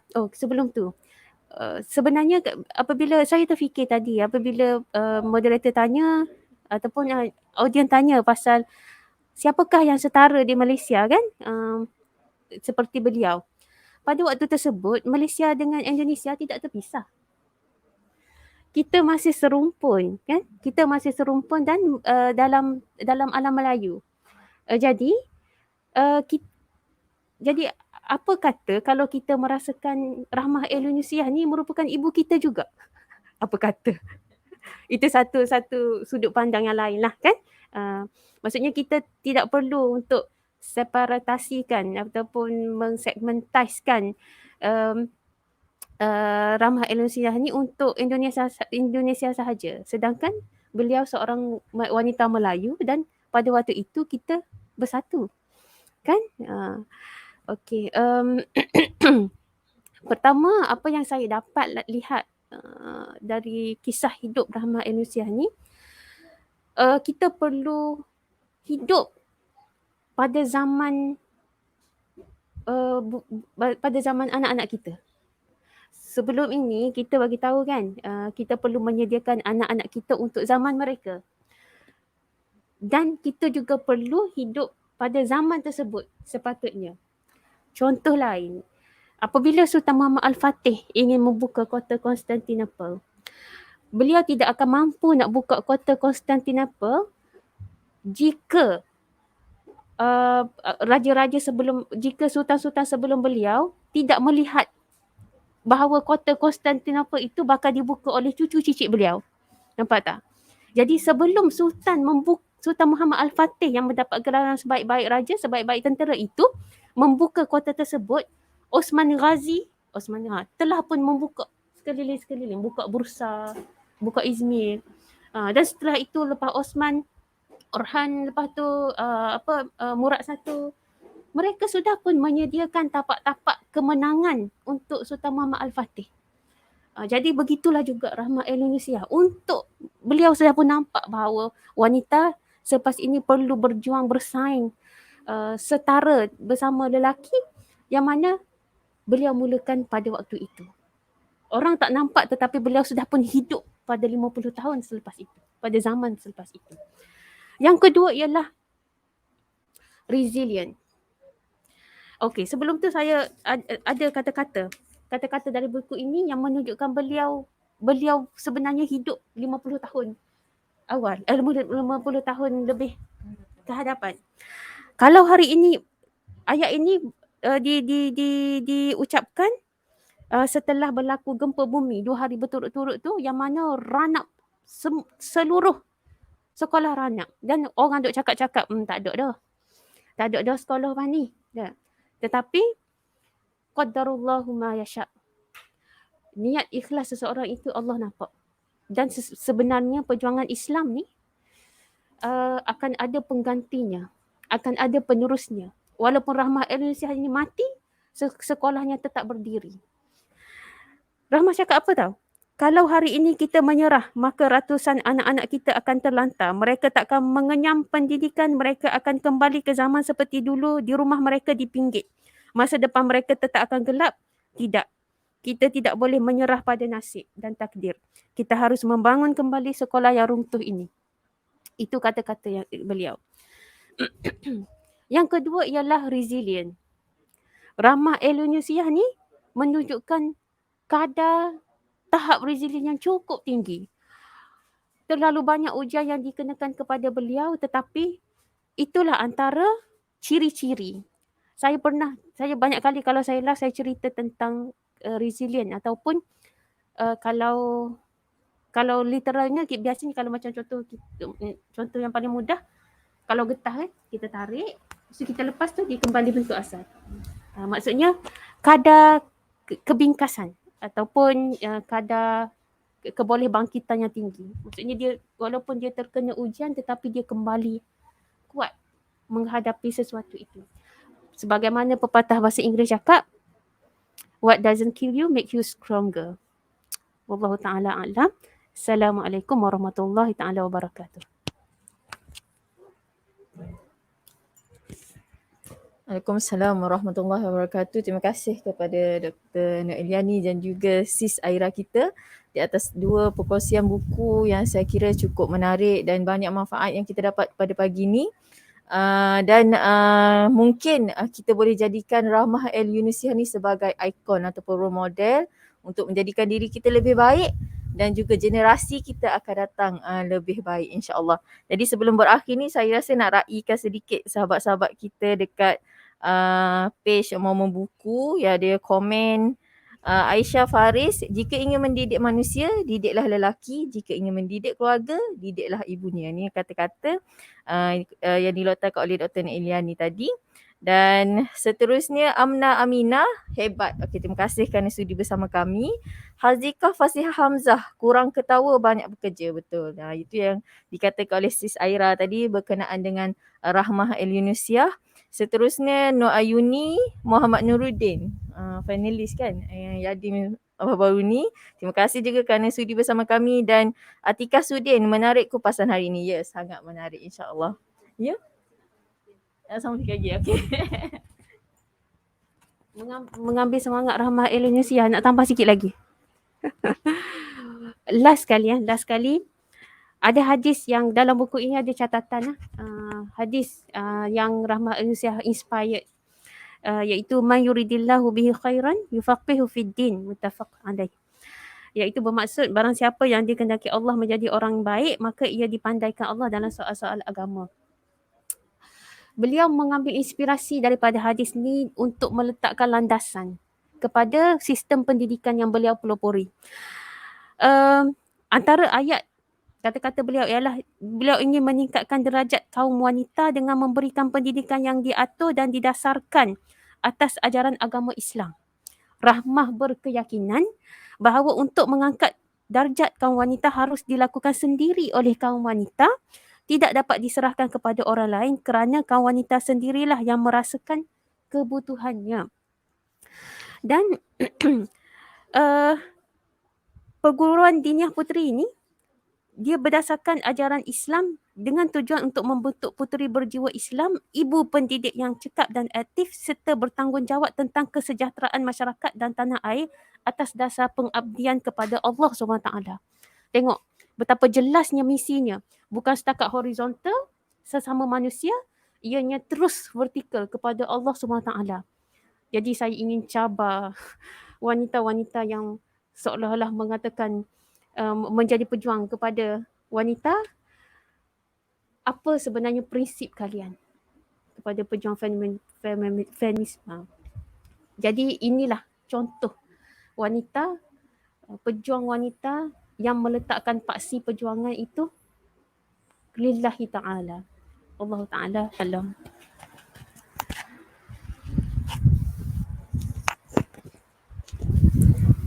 Okey, baik. Jadi saya kira berakhirlah slot kita pada pagi ni. Sebelum saya mengakhiri, saya petik kata-kata Rahmah di dalam buku Rahmah Al-Yunusiah dalam Arus Sejarah Indonesia, dan saya kira kata-kata ini sesuai untuk para guru dan juga ibu serta bapa di luar sana. Guru itu harus tahu bahawa murid memerlukan yang baik dan banyak. Oleh itu, ia sendiri lebih dahulu mempersiapkan diri dengan lebih baik dan banyak. Guru itu harus sanggup mencari gaya dan variasi dalam menerangkan pelajaran pada muridnya sehingga pelajaran itu menjadi hidup fikiran jiwa murid-murid tersebut. Lakukanlah tugas mendidik itu dengan gembira dan penuh kesabaran serta dengan penuh kesedaran bahawa anda melaksanakan tugas suci yang dituntut oleh agama dan bangsa kita. Rahmah Al-Yunusiah, 4 Januari 1969. Jadi sekali lagi terima kasih kepada panel kita, Sis Aira dan juga Dr. Iliani atas perkongsian yang menarik pada pagi ini, dan tidak dilupakan kepada sahabat-sahabat yang menonton dari pagi tadi hinggalah sekarang. Terima kasih banyak-banyak dan minta maaf daripada saya selaku moderator pada pagi ini jika ada sebarang kesilapan sepanjang saya mengendalikan forum pada pagi ini. Jadi saya serahkan majlis kita pada pagi ini kepada Cik Siti Sarah sebagai pengurusi. Dipersilakan. Okey. Terima kasih kepada saudari moderator dan juga Dr. Iliani serta saudari Zuhairah di atas kupasan buku Syaifah Rahmah sebentar tadi yang sangat memberikan inspirasi kepada kita, terutamanya wanita, untuk sama-sama mengambil semangat beliau untuk kita menjadi wanita yang lebih berani, yang lebih kuat, yang bukan tidak dipandang lemah, ya. Okey. Dan sekarang ni kita nak teruskan lagi sesi cabutan bertuah, yang kita nak minta saudari moderator, panel 1 dan juga panel kedua kita untuk membuat cabutan dan panggilkan nama orang-orang yang bertuah. Dipersilakan.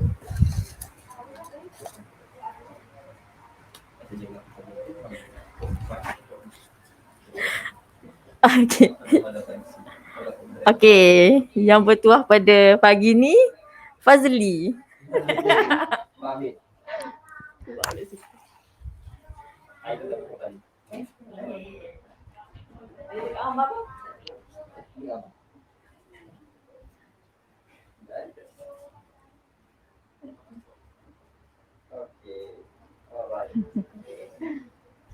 Next. Dua.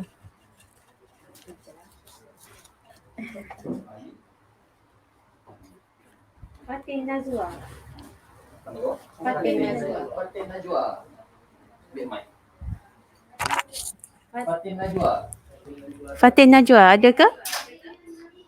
Baru okey lah. Yang kedua, Fatin Najwa.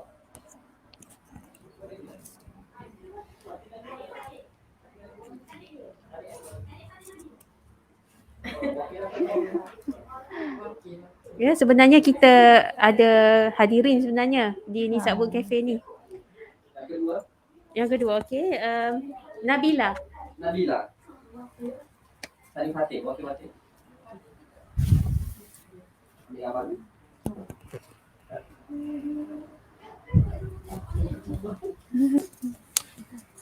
Nabila. Nabila. Dua kali, boleh lah.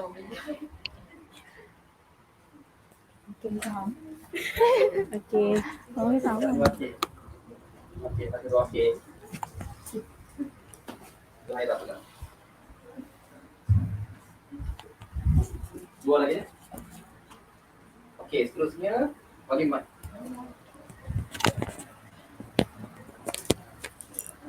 Pemenang bertuah pertama Syafiah.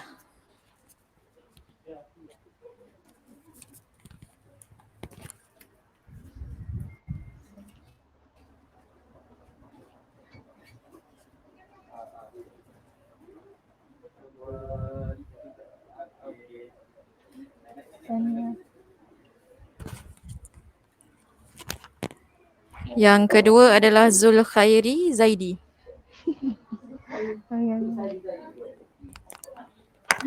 Baca paling kena nampak mana boleh buku ni kena my book time kan. Kalau tiga okey. Tanya. Okey. MC.